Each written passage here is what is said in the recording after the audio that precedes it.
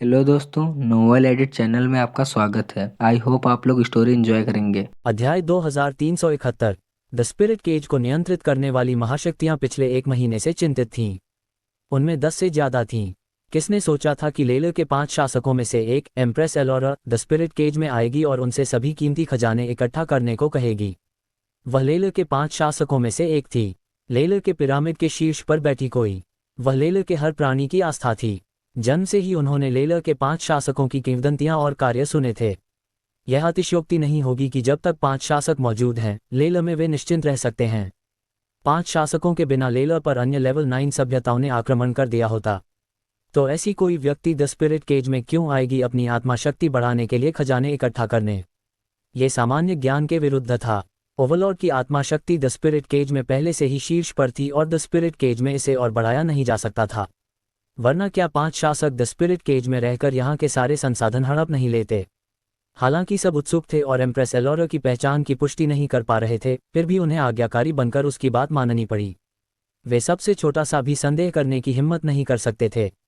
इसके अलावा उन्होंने इस बारे में किसी को बताया भी नहीं और इसे दिल में ही रखा। ईमानदारी से कहें तो सब समझते थे कि अगर यह एम्प्रेस एलोरा नकली भी होती तो भी वे इसे स्वीकार कर लेते। आखिरकार ये पहली बार था जब किसी ने एम्प्रेस एलोरा का रूप धारण करने की हिम्मत की। समय आने पर कोई न कोई नकली को सबक सिखा देगा। अभी सबसे अच्छा तरीका एम्प्रेस एलोरा के दिए काम को पूरा करना था। फिर वे खबर अपनी परिवारों तक पहुंचाएंगे और अपने गुरुओं से इसकी पुष्टि करवाएंगे। आखिरकार उनके गुरु पार्शल ओवरलॉर्ड्स थे और वे लेलर के 5 उच्च और शक्तिशाली शासकों से संपर्क कर सकते थे। परिणाम जो भी हो, यह अब उनकी जिम्मेदारी नहीं रहेगी। अगर एम्प्रेस एलोरा असली होती तो ठीक है, अगर नकली होती तो एम्प्रेस एलोरा खुद उन पर कार्रवाई करेगी, इसलिए उन्हें चिंता करने की जरूरत नहीं। वे सब अभी एम्प्रेस एलोरा पर संदेह कर रहे थे, लेकिन अगर वह असली होती तो ये बहुत बड़ा पाप होता जो उनकी पूरी वंशावली को मिटा सकता था। इसके अलावा वे लेलर के पूरे का सार्वजनिक दुश्मन बन जाते। कोई ऐसा नहीं करना चाहता था। इसलिए द स्पिरिट केज के 8 मुख्य शहरों में शक्तियों ने एलोरा की इच्छा के अनुसार शहर के सबसे कीमती खजाने इकट्ठा किए। फिर सब कुछ उसे सौंप दिया। वे किसी भी खजाने को अपने लिए छिपाने की हिम्मत नहीं कर सके। यह एम्प्रेस एलोरा से जुड़ा था, जो लेलर के 5 शासकों में से एक थी, इसलिए सबको इसे गंभीरता से लेना पड़ा। द स्पिरिट केज में कहीं दूर और एकांत जगह पर एलोरा पैर क्रॉस करके बैठी थी। उसने ये जगह तब ढूंढी जब उसे उच्च श्रेणी के स्वर्गीय और पृथ्वी के खजानों का ढेर मिला। अपने बगल में पहाड़ जैसा ढेर लगा खजानों को देखकर एलोरा गहरे विचार में डूब गई। इनके साथ उसे जल्द ही अपनी आत्मा शक्ति का आधा हिस्सा बहाल कर लेना चाहिए। हालांकि वह अपनी चरम स्थिति पर नहीं लौट पाएगी, लेकिन इतना काफी होगा। बहाल होने के बाद वह जबरदस्ती द स्पिरिट केज से बाहर निकलकर असली दुनिया में वापस जा सकती है। वह सिल्वियो और बाकियों को रोबोशस और सोल डिवाओरर्स के साथ मिलकर लेलर पर आक्रमण करने की बात बताएगी। फिर सिल्वियो के माध्यम से लेलर की अन्य प्रमुख शक्तियों तक खबर पहुंचाएगी ताकि वे युद्ध के लिए तैयार रहें। साथ ही अन्य 4 ओवरलॉर्ड्स उसकी देह दोबारा बनाने में मदद कर सकते हैं ताकि वह भी युद्ध में हिस्सा ले सके। रोबोशस और सोल डिवाओरर्स तब सदमे में पड़ जाएंगे जब वे देखेंगे कि आत्मा विस्फोट करके सिर्फ आत्मा शक्ति का एक हिस्सा छोड़ने के बाद भी वह इतनी जल्दी युद्ध में शामिल हो रही है। एलोरा के चेहरे पर ठंडी मुस्कान उभरी। वह उन 2 जातियों को इसकी सजा देने नहीं देगी। जब तक वह सिल्वियो और बाकियों को बता पाएगी, वे तैयार रहेंगे और उन 2 जातियों के लिए लेलर पर आक्रमण करना मुश्किल हो जाएगा। फिर एलोरा के चेहरे से मुस्कान गायब हो गई। उसने होंठ सिकोड़े और कोमल मुस्कान दिखाए। अगर कोई उसका ये भाव देखता तो वह सदमे में पड़ जाता। सिल्वियो, लूफियन और अन्य ओवरलॉर्ड सहित उन्होंने कभी एलोरा को ऐसा मुस्कुराते नहीं देखा था। सामान्य रूप से वह किसी के साथ भी भावहीन रहती थी, ठंडी और अलग थलग। अध्याय 2372। अगर वह लूफियन को इतनी कोमलता से मुस्कुराती तो वह सपने से खुशी से जाग उठता। लेकिन अभी एलोरा सिर्फ साहिल के बारे में सोच रही थी जो उसके साथ इतना अच्छा था। उसने उसे सब कुछ दिया लेकिन बदले में कुछ नहीं मांगा। पता नहीं सहेली, मतलब साहिल कैसा होगा। मैं बिना कुछ कहे चली गई तो शायद अब वह मुझसे नफरत करता होगा। मैंने उसे सबसे बुनियादी बात भी नहीं बताई, लेकिन अगर मैं ऐसा करती तो क्या मैं जा पाती? साथ ही समय इंतजार नहीं करता। साहिल, एक बार लेलर का संकट हल कर लूं, फिर मैं तुमसे माफी मांगूंगी। अगर तुम मुझे माफ नहीं करते तो भी ठीक है। लेलर के 5 शासकों में से एक के रूप में मुझे ये करना ही है। यह मेरा कर्तव्य है, इसलिए उम्मीद है तुम समझोगे। एलोरा बड़बड़ाए। वह खुद से बात कर रही थी। अब जब उसकी सारी यादें पूरी तरह लौट आई थीं, तो साहिल को सहेली कहना उचित नहीं था। एक बात जान लो कि वह साहिल से बहुत बड़ी थी। अगर वह साहिल के साथ चलती तो शायद अब तक मुख्य शहर भी नहीं पहुंच पाती। भले ही पहुंच भी जाती तो भी खजाने खरीदने में पैसा और समय लगता। इसके अलावा ज़्यादातर स्वर्गीय और पृथ्वी के खजाने प्रमुख शक्तियों के पास थे और वे उन्हें बेचते नहीं। वे सिर्फ परिवार की आपात स्थिति में ही खजाने निकालते। वे रणनीतिक सामग्री थे और इसलिए अमूल्य थे। चूंकि एलोरा अपनी आत्मा शक्ति जल्दी बहाल करना चाहती थी, इसलिए उसने ये कदम उठाया तो गलत नहीं था। उसके चारों ओर जो उच्च श्रेणी के स्वर्गीय और पृथ्वी के खजानों का ढेर था, उनमें से कोई भी पैसों से नहीं खरीदा जा सकता था। एकमात्र संदिग्ध बात उसने जाने से पहले छोड़ा गया कागज पर संदेश था। साहिल ने एलोरा को सच में परिवार के सदस्य की तरह माना था। पिछले 2 सालों से वे एक दूसरे के साथ थे, इसलिए एक दूसरे के दिल में बहुत महत्वपूर्ण स्थान था। उसने साहिल को बताया भी नहीं और यह साहिल के लिए आश्चर्यजनक था। लेकिन एलोरा के पास भी अपनी सोच थी। उस समय उसकी यादें पूरी तरह लौटी नहीं थीं और साहिल का उस पर बहुत प्रभाव था। इसलिए अगर वह साहिल को बताती और वह जाने नहीं देता तो वह आज्ञा मान लेती और नहीं जाती, या फिर वह तब तक इंतजार करती जब तक सारी यादें लौट न आती और अपनी जिम्मेदारियां समझ कर जाती। लेकिन एलोरा को नहीं पता था कि इसमें कितना समय लगेगा। रोबोशस और सोल डिवाउरर्स उन्हें कोई मौका नहीं देते। एलोरा जानती थी कि वह इंतजार नहीं कर सकती, इसलिए उसने बस एक नोट छोड़ दिया ताकि जाने में कोई बाधा न आए। अभी सबसे महत्वपूर्ण था अपनी आत्मा शक्ति बहाल करना और साहिल से उलझना बंद करना। इसके अलावा अगर रोबोशस और सोल डिवाउरर्स मिलकर आक्रमण करते हैं तो साहिल भी प्रभावित होगा। इस तरह से वह साहिल की भी रक्षा कर रही थी। खुद को संभालने के बाद एलोरा ने एलिक्सिर और खजानों के पहाड़ को देखा। फिर उसने पूरी ताकत से सांस खींची और असंख्य एलिक्सिर उसके मुंह में उड़कर चले गए। उसने सब निगल लिए। कुछ देर बाद खजानों का ढेर 10वें हिस्से से कम हो गया। ये कल्पना करना मुश्किल था कि एक औरत इतना सारा एक साथ खा सकती है। इस एक घूंट की चीज़ों की कीमत का अंदाजा लगाना भी बहुत मुश्किल था। अगर साहिल ये देखता तो निश्चित रूप से सीना पीटता और पैर पटकता।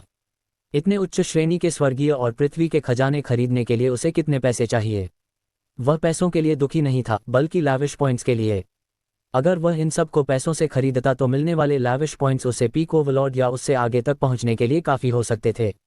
शायद वह एक छोटा कदम और आगे भी बढ़ जाता। ओवरलॉर्ड रेल्म से आगे किसी के साथ रोबोशस और सोल डिवाउरर्स का लेला पर आक्रमण करना मौत को दावत देना होता। लेकिन ऐसा नहीं होगा। अगर साहिल जल्दी ब्रेक थ्रू करना चाहता तो उसे अभी भी कड़ी मेहनत करनी होगी और ज़्यादा पैसा खर्च करना होगा। अध्याय 2373। असंख्य एलिक्सिर निगलने के बाद एलोरा ने आंखें बंद की और निगले हुए एलिक्सिर को पचाना शुरू किया। एलिक्सिर को तोड़कर और अवशोषित करने के बाद उसकी आत्मा शक्ति बहाल हो जाएगी।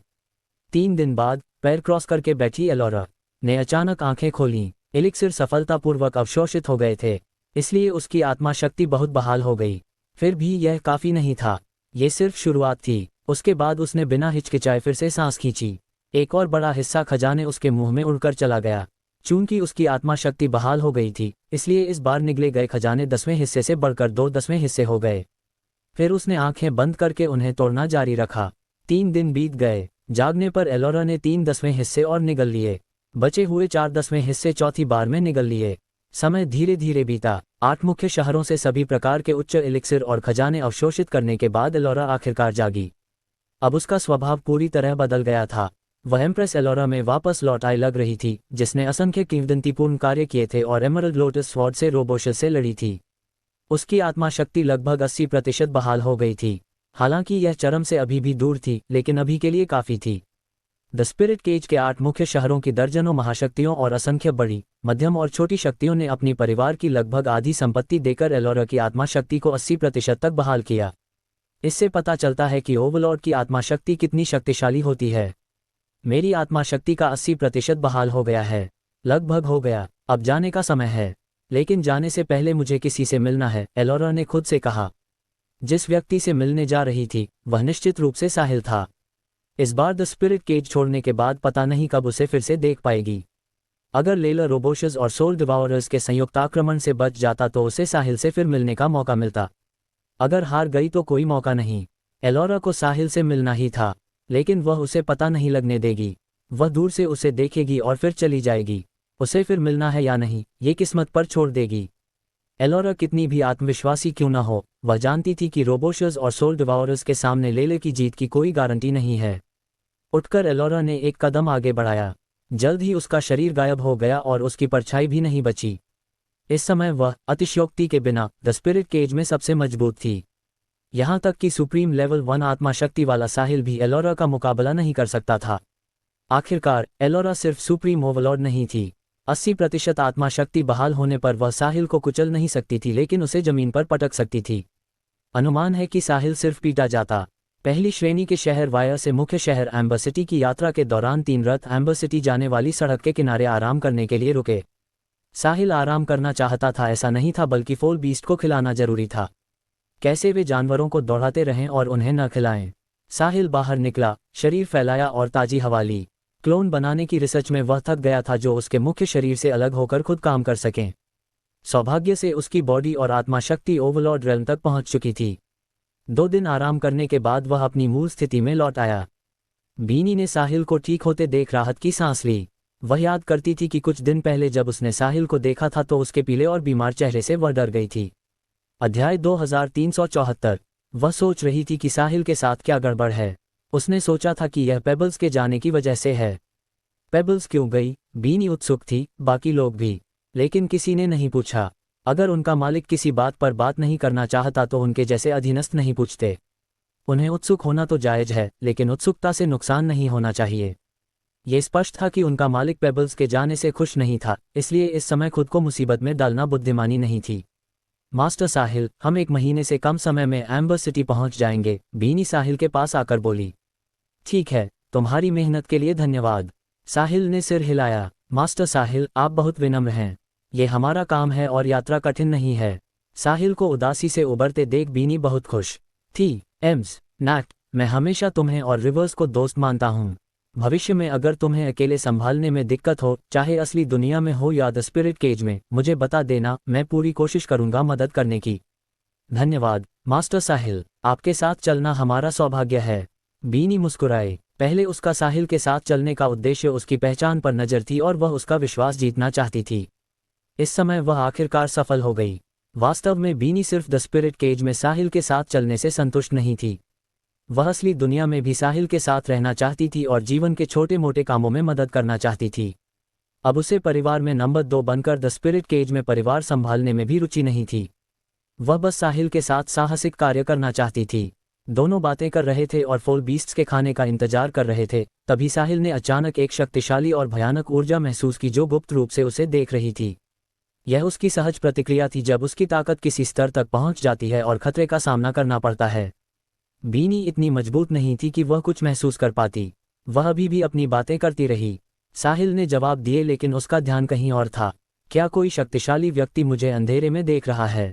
ये कौन है? क्या वे बस गुजर रहे हैं या खास तौर पर मुझे ढूंढने आए हैं? ये व्यक्ति बहुत शक्तिशाली था। निश्चित रूप से द स्पिरिट केज में प्रवेश करने के बाद साहिल ने जितने मजबूत लोगों से मुलाकात की, उनमें सबसे मजबूत, यहाँ तक कि उसकी सुप्रीम लेवल 1 आत्मा शक्ति को भी मजबूत खतरा महसूस हुआ। ये व्यक्ति एल्विन क्वीन आइसर से, जो अब तक सबसे मजबूत थी, असंख्य गुना मजबूत था। नहीं, दोनों में तुलना ही नहीं हो सकती। वे मीलों दूर थे। मुख्य शहर में सच में बहुत छिपे हुए प्रतिभाशाली लोग थे। हम अभी एम्बर सिटी में नहीं पहुंचे और यहाँ इतना शक्तिशाली व्यक्ति मिल गया। लगता है मैं अभी भी पर्याप्त मजबूत नहीं हूँ। मुझे खुद को बेहतर करना होगा। पहली श्रेणी का शहर वाया बहुत पीछे छूट गया था। वाया में इतने समय रहने के बाद साहिल को कभी ऐसा प्रतिद्वंद्वी नहीं मिला जिसे वह गंभीरता से ले सके। कोई आश्चर्य नहीं कि लेले की सबसे मजबूत शक्तियां और द स्पिरिट केज का सारा अच्छा सामान मुख्य शहरों में ही है। साहिल ने फैसला किया कि एम्बर सिटी पहुंचने पर 100 से ज़्यादा मेहनत करवाएगा, जल्द से जल्द पर्याप्त लैविश पॉइंट्स कमाएगा और अपनी ताकत थोड़ी बढ़ाएगा, वरना असली शक्तिशाली व्यक्ति से टकराने पर उसकी थोड़ी ताकत काफ़ी नहीं होगी। कम से कम अभी अंधेरे में छिपे व्यक्ति से वह मुकाबला नहीं कर सकता था। वह बीनी से बातें करता रहा और दूसरी पार्टी के अस्तित्व से पूरी तरह अनजान होने का नाटक करता रहा, लेकिन वह शक्तिशाली ऊर्जा सीधे साहिल पर लॉक थी और बहुत लंबे समय तक जाने को तैयार नहीं थी। अब साहिल आखिरकार निश्चित हो गया कि दूसरी पार्टी उसके लिए आई थी, लेकिन साहिल को हैरानी थी कि वह द स्पिरिट केज में ज़्यादा समय से नहीं था और इतना मजबूत व्यक्ति उसे नहीं पता था। दूसरी पार्टी क्या ढूंढ रही है? सौभाग्य से सिस्टम में छिपने की सुविधा थी, वरना दूसरी पार्टी उसे किताब की तरह पढ़ लेती। अध्याय 2375। समय बीतने के साथ साहिल और ज़्यादा उलझन में पड़ गया। वह भयानक ऊर्जा उसे लॉक करने के बाद कभी नहीं गई। क्या हो रहा है? क्या वे वायर की किसी शक्ति के समर्थक हैं? मुझे जांचने के लिए हाय किए गए, लेकिन मेरा उनसे ज़्यादा दुश्मनी नहीं है। मैंने तो बस वायर में कुछ पैसा खर्च करके खजाने खरीदे और बाजार बिगाड़ दिया। क्या इसके लिए इतना जरूरी है? इतना शक्तिशाली व्यक्ति आसानी से कार्रवाई नहीं करता, सही या मैंने गलत महसूस किया? दिल में जोरदार संघर्ष के बाद साहिल ने अनजाने में छिपे व्यक्ति की दिशा में देखा कि क्या उसने सही महसूस किया। दूर देखते ही उसने एक आकृति देखी। एक पल में साहिल ने फिर सिर फेर लिया, जैसे वह पहली नज़र सिर्फ संयोग थी। साहिल सदमे में था। उसने पूरी तरह हरे प्रकाश से चमकती आकृति देखी। आकृति से लगता था कि वह औरत है, लेकिन चेहरा स्पष्ट नहीं दिखा, इसलिए पता नहीं कैसी दिखती है। इस स्तर की औरत के लिए रूप रंग अब महत्वपूर्ण नहीं रहता, क्योंकि चाहे कैसी भी दिखे, वह ऐसी अस्तित्व होगी जिसे असंख्य प्राणी देखते रहेंगे। इसके अलावा उसकी पतली आकृति से लगता था कि वह लेवल 9 सभ्यता लेला में भी अद्वितीय सुंदरता वाली है। लरेन को अर्थ पर कभी अद्वितीय सुंदरता माना जाता था, लेकिन इस व्यक्ति से तुलना में वह एकदम अलग स्तर पर नहीं थी। एक अर्थ का नंबर 1 सौंदर्य था जो ग्रह भी पूरा नहीं था, जबकि दूसरी लेवल 9 सभ्यता में मुश्किल से कोई बराबरी कर पाती। दोनों औरतों में अंतर अर्थ के एक छोटे से पहाड़ी गांव और विश्व प्रसिद्ध सुपर पहली श्रेणी के महानगर कैपिटल सिटी जैसा था। अंतर असीमित रूप से बड़ा था। साथ ही इससे साहिल को पुष्टि हुई कि सच में कोई शक्तिशाली व्यक्ति गुप्त रूप से उसे देख रहा था। वह व्यक्ति इतना मजबूत था कि उसकी सुप्रीम लेवल 1 मन शक्ति भी मुकाबला नहीं कर सकती थी। मुझे डर है कि लेला में भी ऐसे चरित्र दुर्लभ हैं। साहिल अंदर से बहुत हैरान था, लेकिन चेहरा नहीं बदला। वह अभी भी बीनी से बात कर रहा था। दूसरी तरफ एलोरा की आंखों में भी संदेह था। साहिल ने मेरी तरफ देखा। क्या ये संयोग था, या उसने मुझे देख लिया और जानबूझकर ऐसा किया? अगर संयोग है तो समझ में आता है, लेकिन अगर उसने मुझे देख लिया और जानबूझकर किया तो ये रोचक होगा। 80% आत्मा शक्ति बहाल होने पर वह द स्पिरिट केज में अजेय अस्तित्व थी। जब तक वह जानबूझकर छिपती, कोई उसे पता नहीं लगा सकता था। एलोरा ने साहिल से मिलने और जाने के पल को याद किया। अचानक उसे एहसास हुआ कि पिछले 2 सालों से दिन रात उसके साथ रहने वाला यह आदमी थोड़ा रहस्यमय है, और उसे वह उतना नहीं जानती जितना सोचती थी। वह अक्सर एकांतवास में जाता या कुछ काम निपटाने जाता, कभी 1 दिन, कभी 2-3 दिन। उस समय एलोरा की यादें लौटी नहीं थीं और वह बस एक साधारण छोटी लड़की थी। अब सोचने पर साहिल के पास बहुत सारे रहस्य थे। खासकर साहिल के पास एक अनोखी ऊर्जा थी जो उसके करीब रहने वालों की आत्मा को बहुत लाभ पहुंचाती थी। शायद उसके पास अत्यंत दुर्लभ और विशेष शरीर था, लेकिन ब्रह्मांड इतना बड़ा है और उसमें हर तरह की चीजें हैं। लेवल 9 सभ्यता लेला भी महासागर में एक बूंद है, इसलिए कुछ विशेष शरीरों का होना आश्चर्यजनक नहीं। इसके अलावा हर किसी के अपने रहस्य होते हैं, यह आश्चर्य की बात नहीं। एलोरा ने सिर हिलाया। अध्याय 2376। उसे लगा कि वह ज्यादा संवेदनशील हो गई है। साहिल कमजोर नहीं था, आखिरकार वह अभी युवा है, इसलिए स्वर्ग विरोधी रूप से मजबूत नहीं होगा। अगर साहिल को वर्तमान खुद को खोजना है तो उसे कम से कम ओवरलॉर्ड रेल्म स्तर की आत्मा शक्ति चाहिए। वह इतना युवा है, क्या उसके पास ओवरलॉर्ड रेल्म की आत्मा शक्ति है? ये सिर्फ संयोग था। साहिल ने अनजाने में मेरी तरफ देखा था। एलोरा ने साहिल को थोड़ा और घूरा, जैसे उसका चेहरा दिल में उतार लेना चाहती हो। आज साहिल से विदाई लेने के बाद पता नहीं वह उसे फिर देख पाएगी या नहीं। भले ही देख पाए, पता नहीं कब। लेलर और रोबोशस तथा सोल डिवाउरर्स के बीच युद्ध 1-2 दिन या 1-2 साल में खत्म नहीं होगा। लेवल 9 सभ्यताओं के बीच ऐसा आक्रमण युद्ध 100 साल या 10,000 साल तक चल सकता है। अब विदाई का समय है, एलोरा बड़बड़ाए। फिर उसके शरीर पर हरा प्रकाश उभरा। उसका परिपक्व शरीर किशोर लड़की में बदल गया। अगर साहिल वहां होता तो एक नज़र में पहचान लेता। पेबल्स के अलावा और कौन? सहेली, मुझे जाना है। महत्वपूर्ण काम मेरा इंतजार कर रहे हैं और ये लेला के जीवन मरण का मामला है, इसलिए मुझे जाना ही है। उम्मीद है भविष्य में हम फिर मिलेंगे। जब समय आएगा तो मैं तुम्हें सब कुछ बताऊंगी। अगर ऐसा नहीं होता तो हमें एक दूसरे को भूल जाना चाहिए और इन 2 सालों को एक सपना मान लेना। पेबल्स साहिल से आखिरी विदाई कह रही थी, लेकिन हिम्मत नहीं कर पाई कि सामने कह दे। फिर हरा प्रकाश फीका पड़ गया। छोटा शरीर पूरी तरह गायब हो गया और जबरदस्ती द स्पिरिट केज छोड़ दिया। गॉटियर सिविलाइजेशन के उत्पाद सिस्टम पर निर्भर साहिल द स्पिरिट केज के नियमों को नजरअंदाज करके असली दुनिया और द स्पिरिट केज के बीच कभी भी आ जा सकता था। इस बीच एलोरा अपनी शक्तिशाली आत्मा शक्ति पर निर्भर होकर द स्पिरिट केज से जबरदस्ती अलग हुई। दोनों अलग लगते हैं, लेकिन प्रभाव एक ही है। उन्हें द स्पिरिट केज छोड़ने के लिए उतरने के बिंदु की जरूरत नहीं थी। इस समय साहिल का दिल हिल गया। सहज रूप से उसे लगा जैसे कोई महत्वपूर्ण चीज उससे दूर हो गई। साथ ही उस पर लॉक शक्तिशाली ऊर्जा गायब हो गई। साहिल ने जल्दी सिर घुमाया और आकृति की दिशा में देखा। वहां कुछ नहीं था, जैसे कभी था ही नहीं। ये कौन हो सकता है? वह 100% निश्चित था कि उसने स्टार किंगडम या द स्पिरिट केज में कभी इतना शक्तिशाली व्यक्ति नहीं देखा था। वह छिपी आकृति परिचित लग रही थी, जो उसे उलझन में डाल रही थी। इस मजबूत व्यक्ति के सामने, जो मित्र है या शत्रु पता नहीं, साहिल ने लापरवाही से संपर्क करने की हिम्मत नहीं की। इसलिए वह आज्ञाकारी बनकर सिस्टम से छिप गया ताकि कोई अनावश्यक दुर्घटना न हो। वह सिस्टम की क्षमता पर विश्वास करता था। जब तक वह जानबूझकर अपनी ताकत न दिखाए, कोई उसकी असली ताकत नहीं पता लगा सकता। अगर साहिल इतना सतर्क नहीं होता तो वह ताकत दिखाकर एलोरा से आमने सामने होता। चूंकि तुम मुझे देख रही हो और परख रही हो, मैं देखना चाहता हूं कि तुम कौन हो। अगर ऐसा होता तो एलोरा इतनी जल्दी जाने की जल्दबाजी नहीं करती।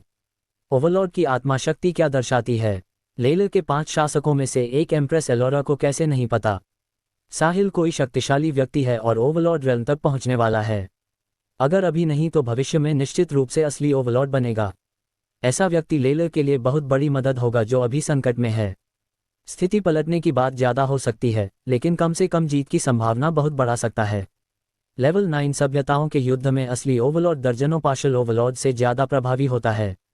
अगर एलोरा को पता चलता कि साहिल के पास ओवरलॉर्ड की आत्मा शक्ति है, तो बहुत संभावना है कि एलोरा साहिल को मनाकर अगले युद्ध में अपनी मातृभूमि की रक्षा के लिए शामिल कर लेती। अध्याय 2377। साहिल ठिठक गया। वह दिल में छिपे व्यक्ति की पहचान के बारे में सोच रहा था। वह परिचितता की भावना स्पष्ट थी, लेकिन साहिल याद नहीं कर पा रहा था कि वह इस व्यक्ति से कहाँ मिला था। वह उसे पेबल्स से जोड़ नहीं पा रहा था क्योंकि पेबल्स जाने के समय सिर्फ किशोर लड़की थी। साहिल सतर्क था और एलोरा से आमने सामने अपनी ताकत दिखाने की हिम्मत नहीं की। अगर वह लापरवाह होता तो वह साहिल खुराना नहीं होता और शायद आज जिंदा भी नहीं होता। उसका ये सतर्क स्वभाव ही उसे अर्थ से स्टार किंगडम तक लाया और असंख्य द्वारा सम्मानित अस्तित्व बनाया। साहिल को अचानक सुन्न देख बीनी ने पूछा, मास्टर साहिल, क्या आप ठीक हैं? ओह, मैं ठीक हूँ, बस पुरानी कोई बात याद आ गई। बीच में टोकने पर साहिल ने आगे नहीं कहा। चूंकि दूसरी पार्टी जा चुकी थी, अब सब ठीक था। वह विश्वास करता था कि ज्यादा समय नहीं लगेगा जब वह उस स्तर की ताकत हासिल कर लेगा। अगर फिर मिलते हैं तो वह निश्चित रूप से जाकर दूसरी पार्टी की पहचान पूछेगा। मास्टर साहिल, अब चलें। ठीक है, एम्बर सिटी पहुंचने पर तुम और रिवर्स से ज्यादा मेहनत करवाऊंगा। भविष्य में मुझे काफी समय एकांतवास में रहना पड़ सकता है, इसलिए अगर कुछ चाहिए तो सूची बना लो, मैं काम खत्म करके निपटा दूंगा, साहिल ने कहा। Ember City the Spirit Cage में उसका आखिरी पड़ाव होना चाहिए। पहुंचने के बाद ज्यादातर समय वह असली दुनिया में सबके साथ रहेगा क्योंकि पेबल्स अब नहीं है। अधिकतम कभी कभी वापस आएगा देखने के लिए कि कोई समस्या तो नहीं। आखिरकार थॉ को अभी भी पैसा खर्च करके लाविश पॉइंट्स कमाने हैं, इसलिए उसने पहले बीनी को सूचित करने का फैसला किया। चिंता मत करो मास्टर साहिल, हम अपना काम अच्छे से करेंगे और आपको परेशान नहीं होने देंगे। आप निश्चिंत होकर एकांतवास कर सकते हो। ठीक है, चलो देखते हैं द स्पिरिट केज के 8 मुख्य शहरों में से एक एम्बर सिटी कैसा है। टीम ने यात्रा जारी रखी। पूरी यात्रा में साहिल सिर्फ रथ में रह सकता था और असली दुनिया में नहीं लौट सकता था, क्योंकि उसने प्रयोग किया था। वह जहां से द स्पिरिट केज छोड़ता था वहीं वापस आता था। यह नहीं बदलता और रथ कितनी दूर चला जाए उससे भी प्रभावित नहीं होता। उदाहरण के लिए, अगर रथ चलते समय साहिल थे, स्पिरिट केज छोड़ता है तो वापस आने पर रथ में नहीं, बल्कि जहां रथ था जब वह गया था वहीं प्रकट होता। इसलिए वह सिर्फ रात को आराम के समय जा सकता था। रात हुई और 3 रथों ने आराम करने की जगह ढूंढी। साहिल ने बीनी को परेशान न करने को कहा और द स्पिरिट केज से बाहर निकल गया। साहिल ने स्टार किंगडम के इरिडेसेंट सेक्ट में आंखें खोलीं। सामने रखे 30 सुंदर छोटे लकड़ी के बक्सों को देखकर उसके चेहरे पर मुस्कान आई। ये सब 1 महीने से ज्यादा दिन रात मेहनत का परिणाम थे। सौभाग्य से उसकी रिसर्च सफल हुई और वह इन्हें बना पाया। अब उसे स्टार किंगडम में हमेशा रहकर फेदर परिवार के आने का इंतजार नहीं करना पड़ेगा। वह बस 2 छोटे लकड़ी के बक्से जिसमें उसके क्लोन सील हैं, यहाँ छोड़ देगा और स्टार किंगडम बहुत सुरक्षित हो जाएगा। फेदर परिवार का सबसे मजबूत सदस्य सिर्फ एंसेस्ट्रल डेटी है। इस बीच उसके क्लोन में मुख्य शरीर की लड़ाकू शक्ति है जो बगिनर सुप्रीम ओवरलॉर्ड है। एंसेस्ट्रल डेटी यहाँ आता है तो सेकंड में मारा जाएगा। यहाँ तक कि अगर फेदर परिवार पूरी ताकत से आए तो क्लोन उन्हें मिटा देंगे। अब वह छोटे लकड़ी के बक्से बांटना चाहता था। वह सिड को 2 देना चाहता था ताकि वह स्टार किंगडम की सुरक्षा संभाल सके। अध्याय 2378। बाकी को सिर्फ खुद की रक्षा करनी है। ईमानदारी से कहें तो साहिल को इतने बनाने की जरूरत नहीं थी। सीलिया और औरतें हमेशा साथ रहती हैं, इसलिए उन्हें अतिरिक्त देना बेकार है। लेकिन साहिल के पास बहुत सारे विचार थे। अगर कम बनाता तो सुरक्षित रखने के लिए किसे देता? क्या सीलिया और पर्ल को देता जिन्हें वह सबसे लंबे समय से जानता है, या सलीना और सेलेस्ट को जो उनमें सबसे मजबूत हैं? अगर सबको दे भी देता तो बाकी औरतों का क्या? भले ही वे मुंह से न कहें, लेकिन वे निश्चित रूप से दुखी होतीं। अंत में कुछ विचार करने के बाद साहिल ने ज़्यादा बनाने और सबको बराबर बांटने का फैसला किया। वह समूह में सिर्फ कुछ लोगों को तरजीह नहीं दे सकता था। ये थकाने वाला था, लेकिन बड़ी बात नहीं। उठकर छोटे लकड़ी के बक्से लेकर साहिल कमरे से बाहर निकला।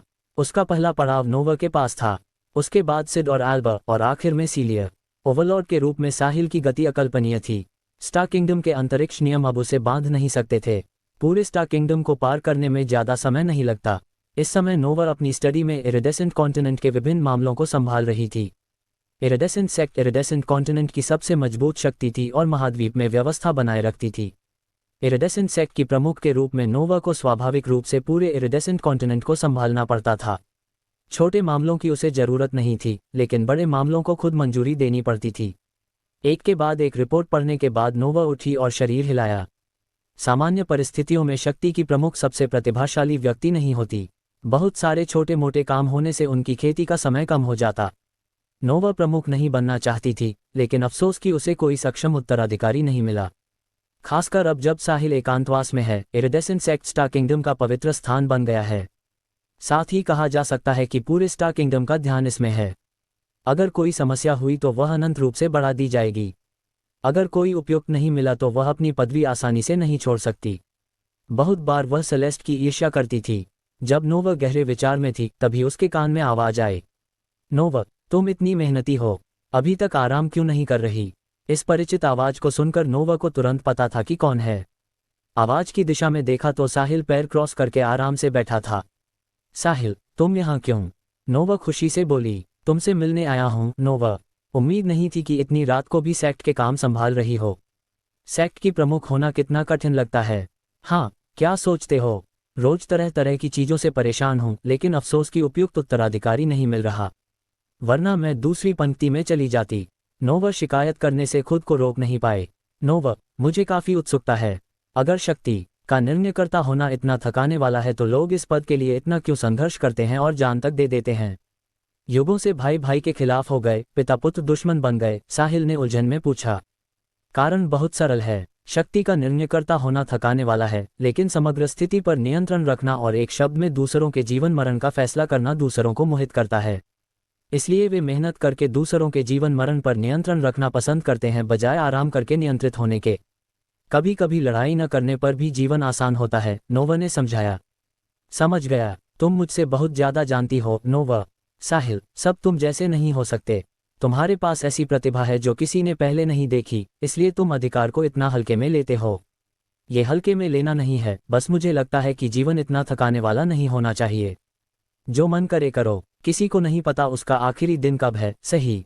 साहिल ने उदासीनता से कंधे उचकाए। अध्याय 2379।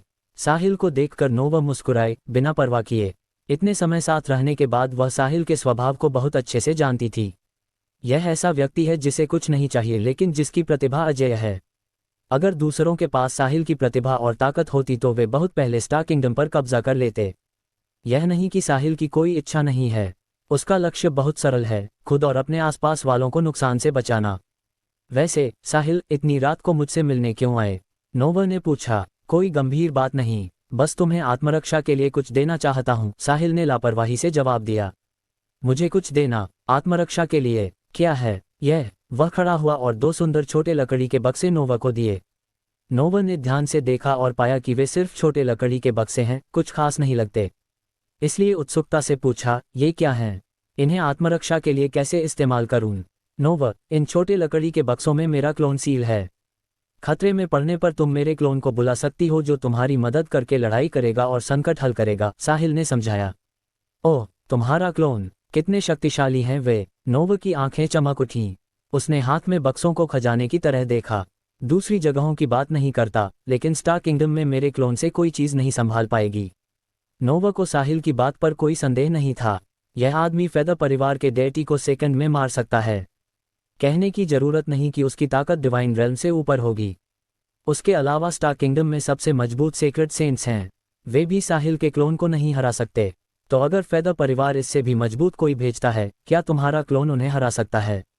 नोवा ने आगे पूछा। बिल्कुल, फेदर परिवार का कोई भी, यहाँ तक कि उनके गुरु पूरी परिवार के साथ आएं, मेरे क्लोन उन्हें आसानी से हरा देंगे, साहिल आत्मविश्वास से बोला। क्या मजाक है? फेदर परिवार का गुरु सिर्फ एक एंसेस्ट्रल डेटी है।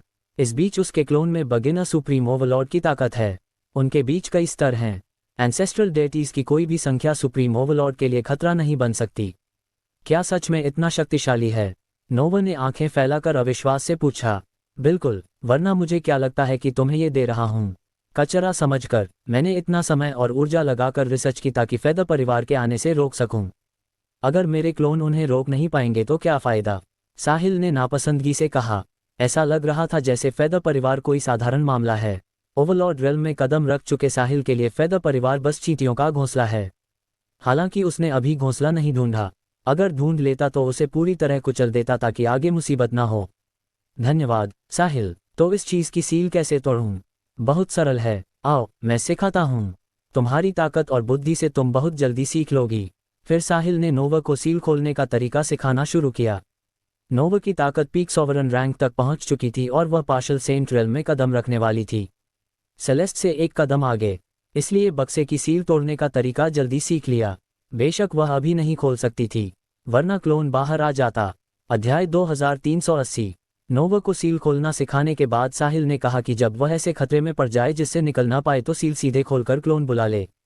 उसे किफ़ायत करने की ज़रूरत नहीं। अगर खत्म हो जाए तो भी कोई बात नहीं, साहिल और बना देगा और दे देगा। नोवा ने खुशी से सहमति दी, लेकिन अंदर से ऐसा नहीं महसूस किया। ऐसा कीमती खजाना कैसे बेतरतीब इस्तेमाल कर सकती है? वह तब तक सील नहीं तोड़ेगी जब तक जीवन खतरे में न हो।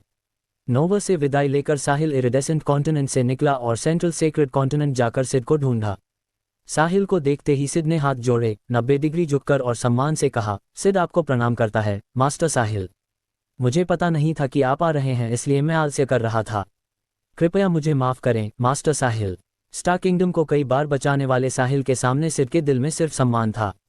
स्टार किंगडम की कई सालों से रक्षा करने के बाद आखिरकार साहिल जैसा युवा न्याय से भरा बोझ उठाने आया, इसलिए वह राहत की सांस ले सकता था। लॉर्ड सिड, आप बहुत विनम्र हैं। साहिल ने हाथ हिलाकर सिड को झुकने से रोका।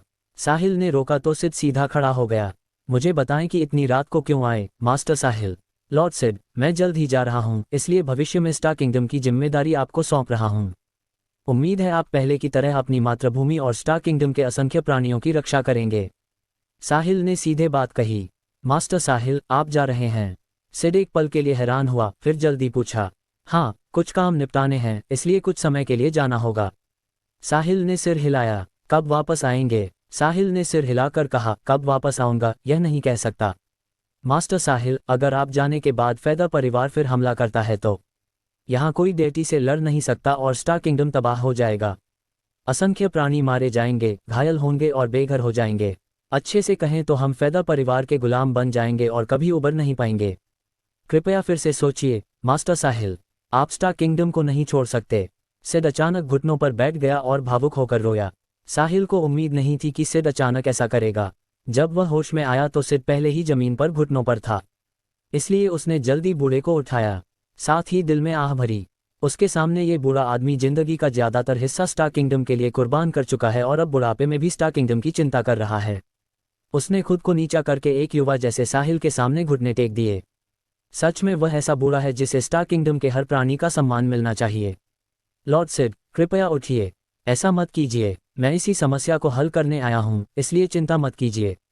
चूंकि मैं जा रहा हूँ, मैंने फेदर परिवार के खतरे को खत्म करने के बारे में सोचा ही होगा, वरना मैं क्यों जाता? इतने सारे मेरे दोस्त भी यहाँ हैं, साहिल ने सिड को उठाते हुए समझाया। साहिल की बात सुनकर सिड आखिरकार राहत महसूस कर सका। अगर साहिल जाता और स्टार किंगडम को छोड़ देता तो स्टार किंगडम के सिर्फ दो अंत होते, या तो फेदर परिवार के गुलाम बन जाते या नष्ट हो जाते। हालांकि गुलाम बनने पर भी फेदर परिवार स्टार किंगडम को आसानी से नहीं छोड़ता। आखिरकार फेदर परिवार के दो सदस्य यहाँ मरे थे, एक एजल पार्शल डेटी का सीधा वंशज और दूसरा ब्लू असली डेटी। उनके आखिरी शब्दों से लगता था कि परिवार में उनकी स्थिति कम नहीं थी। अध्याय 2381। मास्टर साहिल, आपने कहा कि आप फेदर परिवार के खतरे को खत्म करेंगे, लेकिन कैसे? सिड ने साहिल की हिम्मत देने के तुरंत बाद पूछा। उसे सबसे ज्यादा स्टार किंगडम की सुरक्षा की चिंता थी। लॉर्ड सिड, चिंता मत कीजिए, कृपया मेरी बात सुनिए। साहिल ने दो सुंदर छोटे लकड़ी के बक्से निकाले और जारी रखा। लॉर्ड सिड, फेदर परिवार के खतरे का समाधान इन बक्सों में है। सिड ने साहिल के हाथ से एक बक्सा लिया और उसे कुछ पल देखा। मास्टर साहिल, मैंने इस लकड़ी के बक्से को देखा, लेकिन इसमें कुछ भी असामान्य नहीं है। क्या ये सच में फेदर परिवार के खिलाफ हमारी मदद कर सकता है? लॉर्ड सिड, आपको पता नहीं है कि इस बक्से में मेरा एक क्लोन सील है। अगर फेदर परिवार हमला करता है तो आपको बस लकड़ी के बक्से की सील खोलनी होगी और उस समय मेरा क्लोन अपने आप प्रकट हो जाएगा फेदर परिवार से निपटने के लिए और स्टार किंगडम को नुकसान से बचाने के लिए, साहिल ने समझाया। आपका क्लोन इसके अंदर सील है? सिड ने साहिल को देखकर संदेह से पूछा। हाँ, साहिल ने सिर हिलाया। मास्टर साहिल, क्या मैं पूछ सकता हूँ कि आपके क्लोन की ताकत क्या है? अगर फेदर परिवार से उनका गुरु आता है या अगर उनका पूरा परिवार आ जाता है, क्या वह भी उनसे लड़ सकता है? सिड को इस बात की परवाह नहीं थी कि वह साहिल की भावनाओं को ठेस पहुंचाएगा या नहीं। उसने जो दिल में था वही कहा। उसे इस बात की परवाह नहीं थी कि वह साहिल को नाराज करेगा या नहीं। जब तक स्टार किंगडम इस विपत्ति से सुरक्षित बच जाता, वह अपनी जान कुर्बान करने को तैयार था। एक व्यक्ति को नाराज करने की तो बात ही क्या। बेशक साहिल छोटा मोटा नहीं था। जितना सिड बोलता गया उतना ही साहिल उसकी प्रशंसा करता गया। यह एक ऐसा बूढ़ा था जो सच में सबकी चिंता करता था। उसने स्टार किंगडम के लिए अपनी जान मौत को पहले ही अलग रख दिया था। बूढ़े के संदेह के सामने साहिल ने धैर्य से जवाब दिया, लॉर्ड सिड, चिंता मत कीजिए। मैं आपको आश्वासन देता हूं कि अगर फेदर परिवार का गुरु फेदर परिवार के साथ आ भी जाता है तब भी मेरा क्लोन उसे संभाल लेगा और स्टार किंगडम की रक्षा करेगा।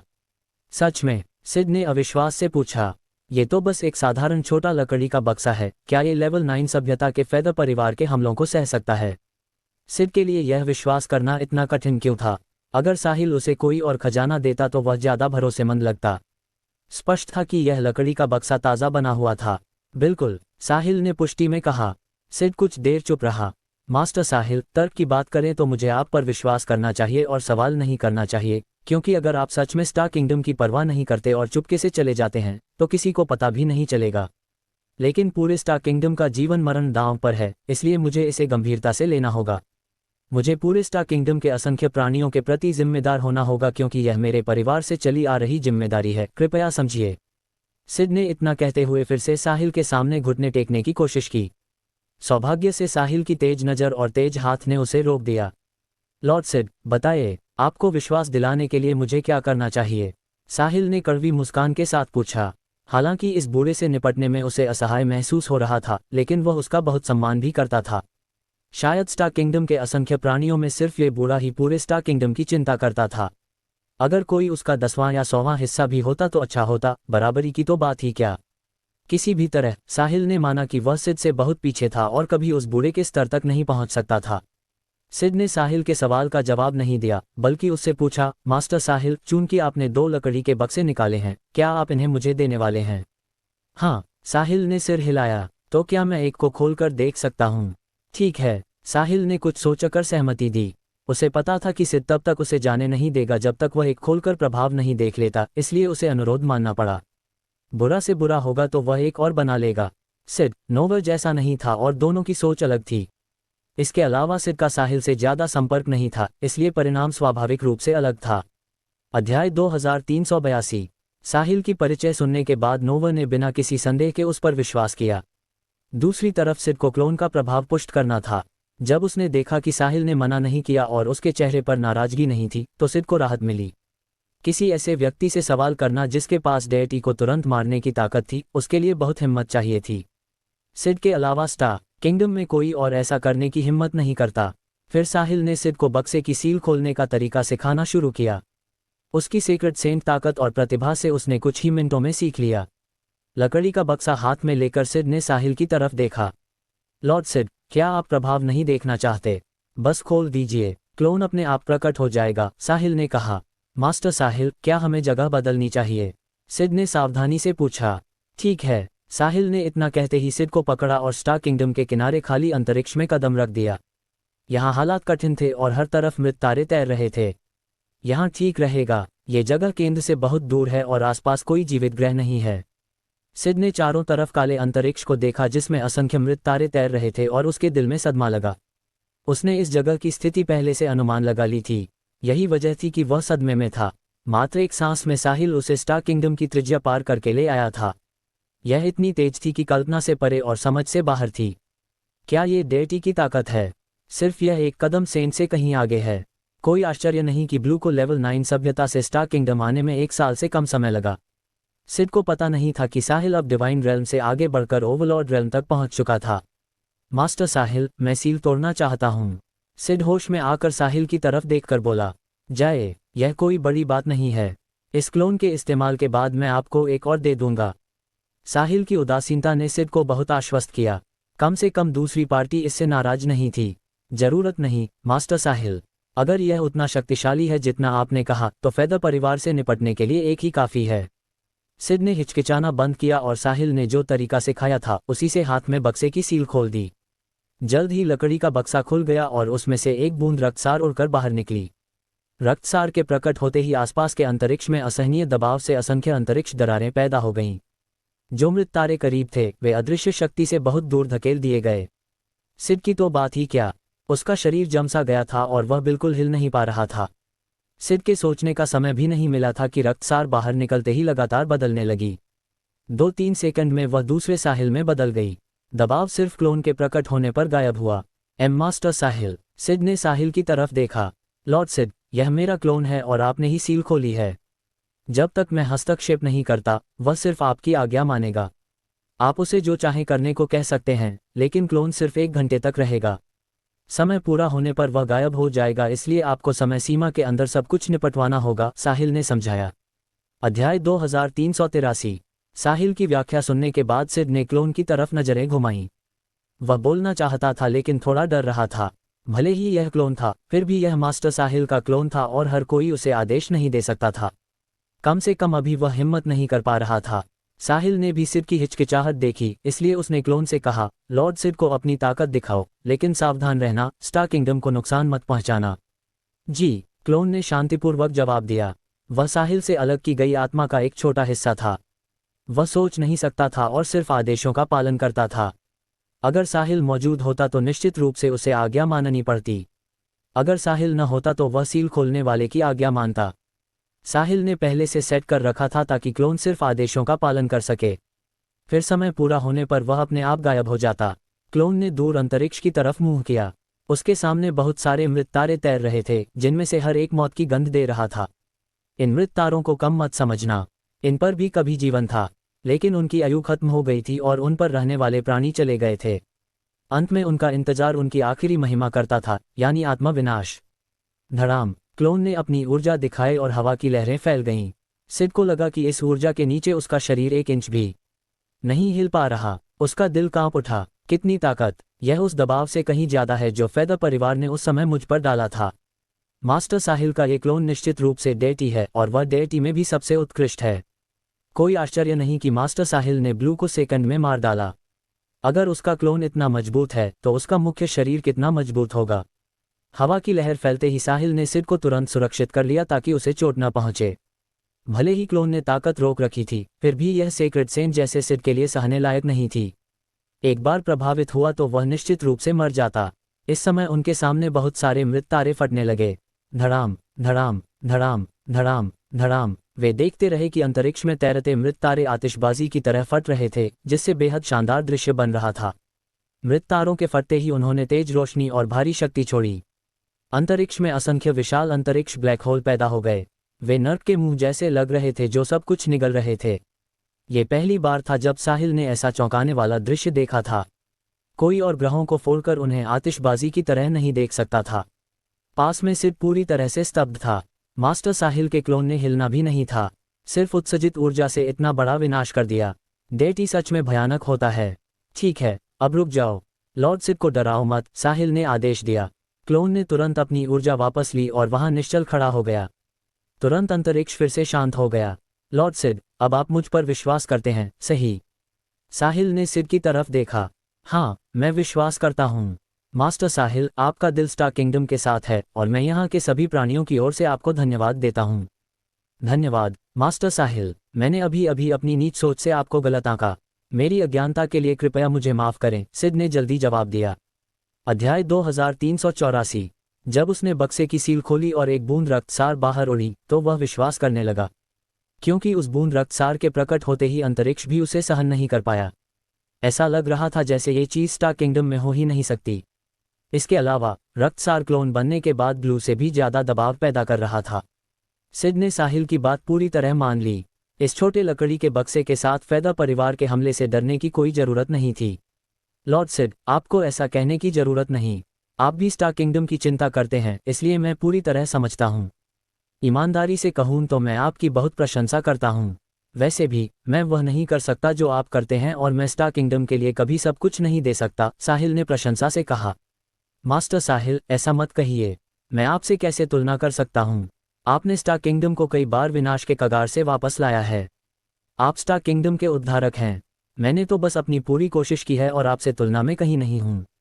सिड विनम्रता से बोला। लॉर्ड सिड, विनम्र मत बनिए।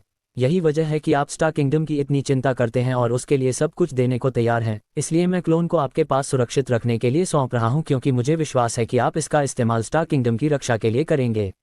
अब से मैं स्टार किंगडम को आपको सौंपता हूं, साहिल ने गंभीरता से कहा। मुझ पर विश्वास करने के लिए धन्यवाद मास्टर साहिल। चिंता मत कीजिए, मैं निश्चित रूप से स्टार किंगडम और अपनी मातृभूमि की रक्षा करूंगा। जो भी इस ग्रह पर आक्रमण करना चाहेगा उसे मेरी लाश पर से गुजरना होगा, सिड ने भी गंभीरता से जवाब दिया। मैं आप पर विश्वास करता हूँ। साहिल ने इतना कहकर हाथ हिलाया और क्लोन को वापस ले लिया। फिर उसने सिड को 2 लकड़ी के बक्से दिए जिनमें उसके क्लोन थे और कहा कि उनका इस्तेमाल स्टार किंगडम की रक्षा के लिए करें। लेकिन सिड ने सिर्फ एक लेने पर जोर दिया।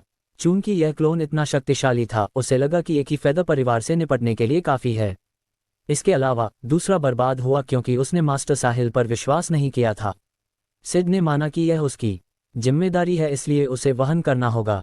उसे साहिल की बात पर विश्वास नहीं था कि दूसरा बक्सा बनाना आसान है। क्लोन के लिए जरूरी आत्मा शक्ति का छोटा हिस्सा हर कोई नहीं बना सकता। इसके लिए आत्मा को फाड़ना पड़ता है। वह दर्द इतना कमजोर करने वाला था कि बहुत से लोग सह नहीं पाते। साहिल के पास कोई चारा नहीं था। चूंकि सिड नहीं चाहता था, वह क्या कर सकता था? इसके अलावा एक सच में काफ़ी था। अगर एक भी काफ़ी नहीं होता तो नोवा के पास अभी भी 2 थे। इसलिए साहिल ने जबरदस्ती नहीं की। जाने से पहले उसने सिड को बताया कि अगर क्लोन इस्तेमाल हो जाए और स्टार किंगडम अभी भी खतरे में हो तो वह इरिडेसेंट सेक्ट में नोवा या फेलोज निवास में एल्बर के पास जाए, क्योंकि उनके पास भी क्लोन हैं।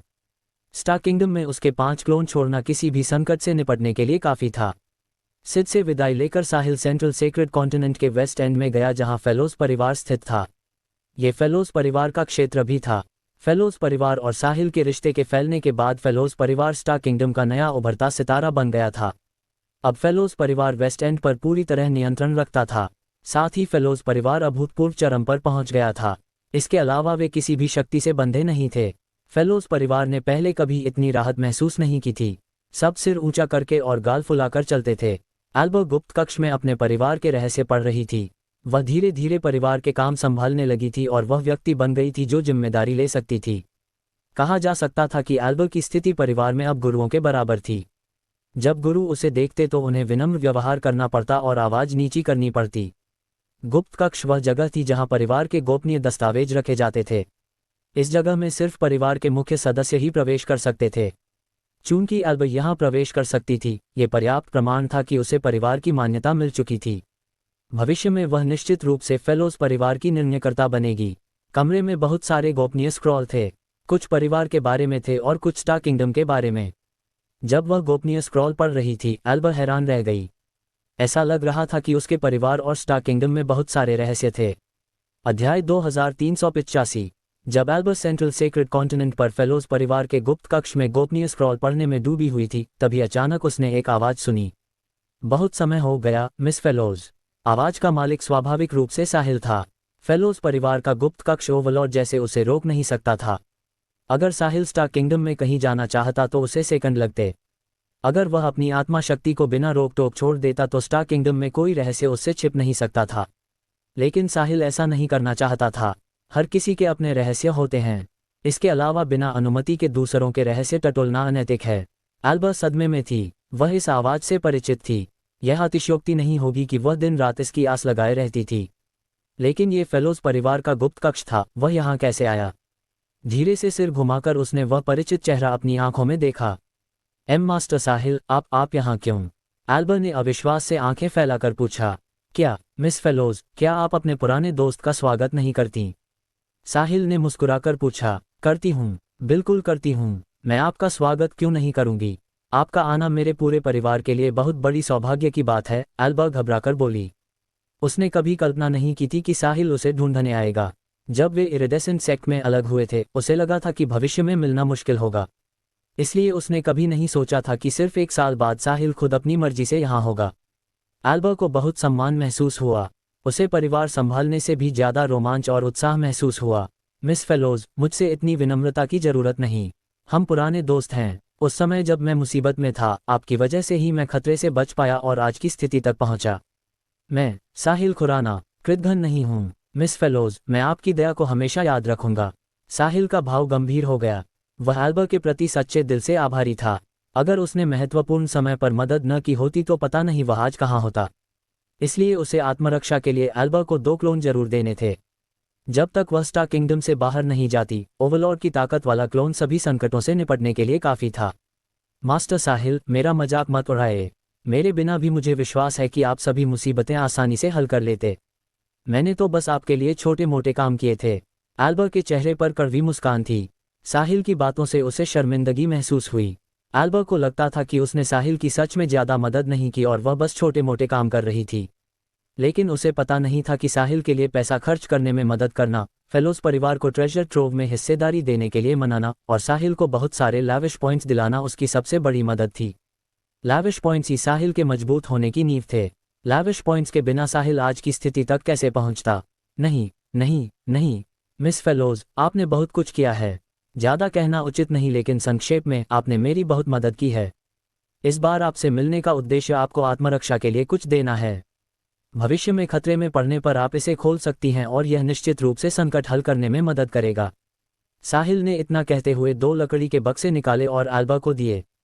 एल्बा ने बक्से लेने के बाद उन्हें देखा और पूछा, मास्टर साहिल, ये क्या हैं और इन्हें कैसे इस्तेमाल करूं? चूंकि ये साहिल से थे, वह निश्चित रूप से उस पर विश्वास करती। साहिल की ताकत और स्थिति के सामने उसे बेवकूफ़ बनाने की कोई ज़रूरत नहीं थी। इन बक्सों में मेरा क्लोन सील है। खतरे में पड़ने पर आप सील खोलकर उसे छोड़ सकती हैं। मास्टर साहिल के क्लोन। एल्बा की आंखें चमक उठीं। हाँ, मेरे क्लोन, लेकिन मेरे से अलग होने के बाद वे स्वतंत्र रूप से सोच नहीं सकते। उनकी एकमात्र भूमिका सील खोलने वाले की आज्ञा मानना है। इसके अलावा वे सिर्फ 1 घंटे तक रहेंगे। समय पूरा होने पर वे अपने आप गायब हो जाएंगे। अध्याय 2386। धन्यवाद मास्टर साहिल। एल्बा ने बक्से को सावधानी से रख लिया। साहिल से मिली हर चीज़ उसके लिए खजाना थी। वह इसे बिल्कुल जरूरी न होने तक कभी इस्तेमाल नहीं करेगी। मास्टर साहिल, इस बक्से की सील कैसे खोलूं? बहुत सरल है, मैं सिखाता हूँ, आप बहुत जल्दी सीख लोगी। एल्बा को सील खोलना सिखाने के बाद साहिल उसकी लालसा भरी नज़रों के नीचे चला गया। फिर साहिल इरिडेसेंट सेक्ट लौटा और सीलिया और बाकियों के रहने की जगह पर आया। इस बार उसने पिछले बार की तरह सेलेस्ट के कमरे में चुपके से घुसने की बजाय सबको सीधे जगा दिया। जब सब मौजूद थे, साहिल ने लकड़ी के बक्से निकाले और बराबर बांट दिए, हर एक को 2। सेलेस्ट को छोड़कर किसी को नहीं पता था कि लकड़ी के बक्से क्या हैं, इसलिए सब उत्सुकता से उन्हें देख रहे थे। जब लॉरेन ने देखा कि उसे भी 2 मिले हैं, तो वह बहुत खुश और भावुक हो गई।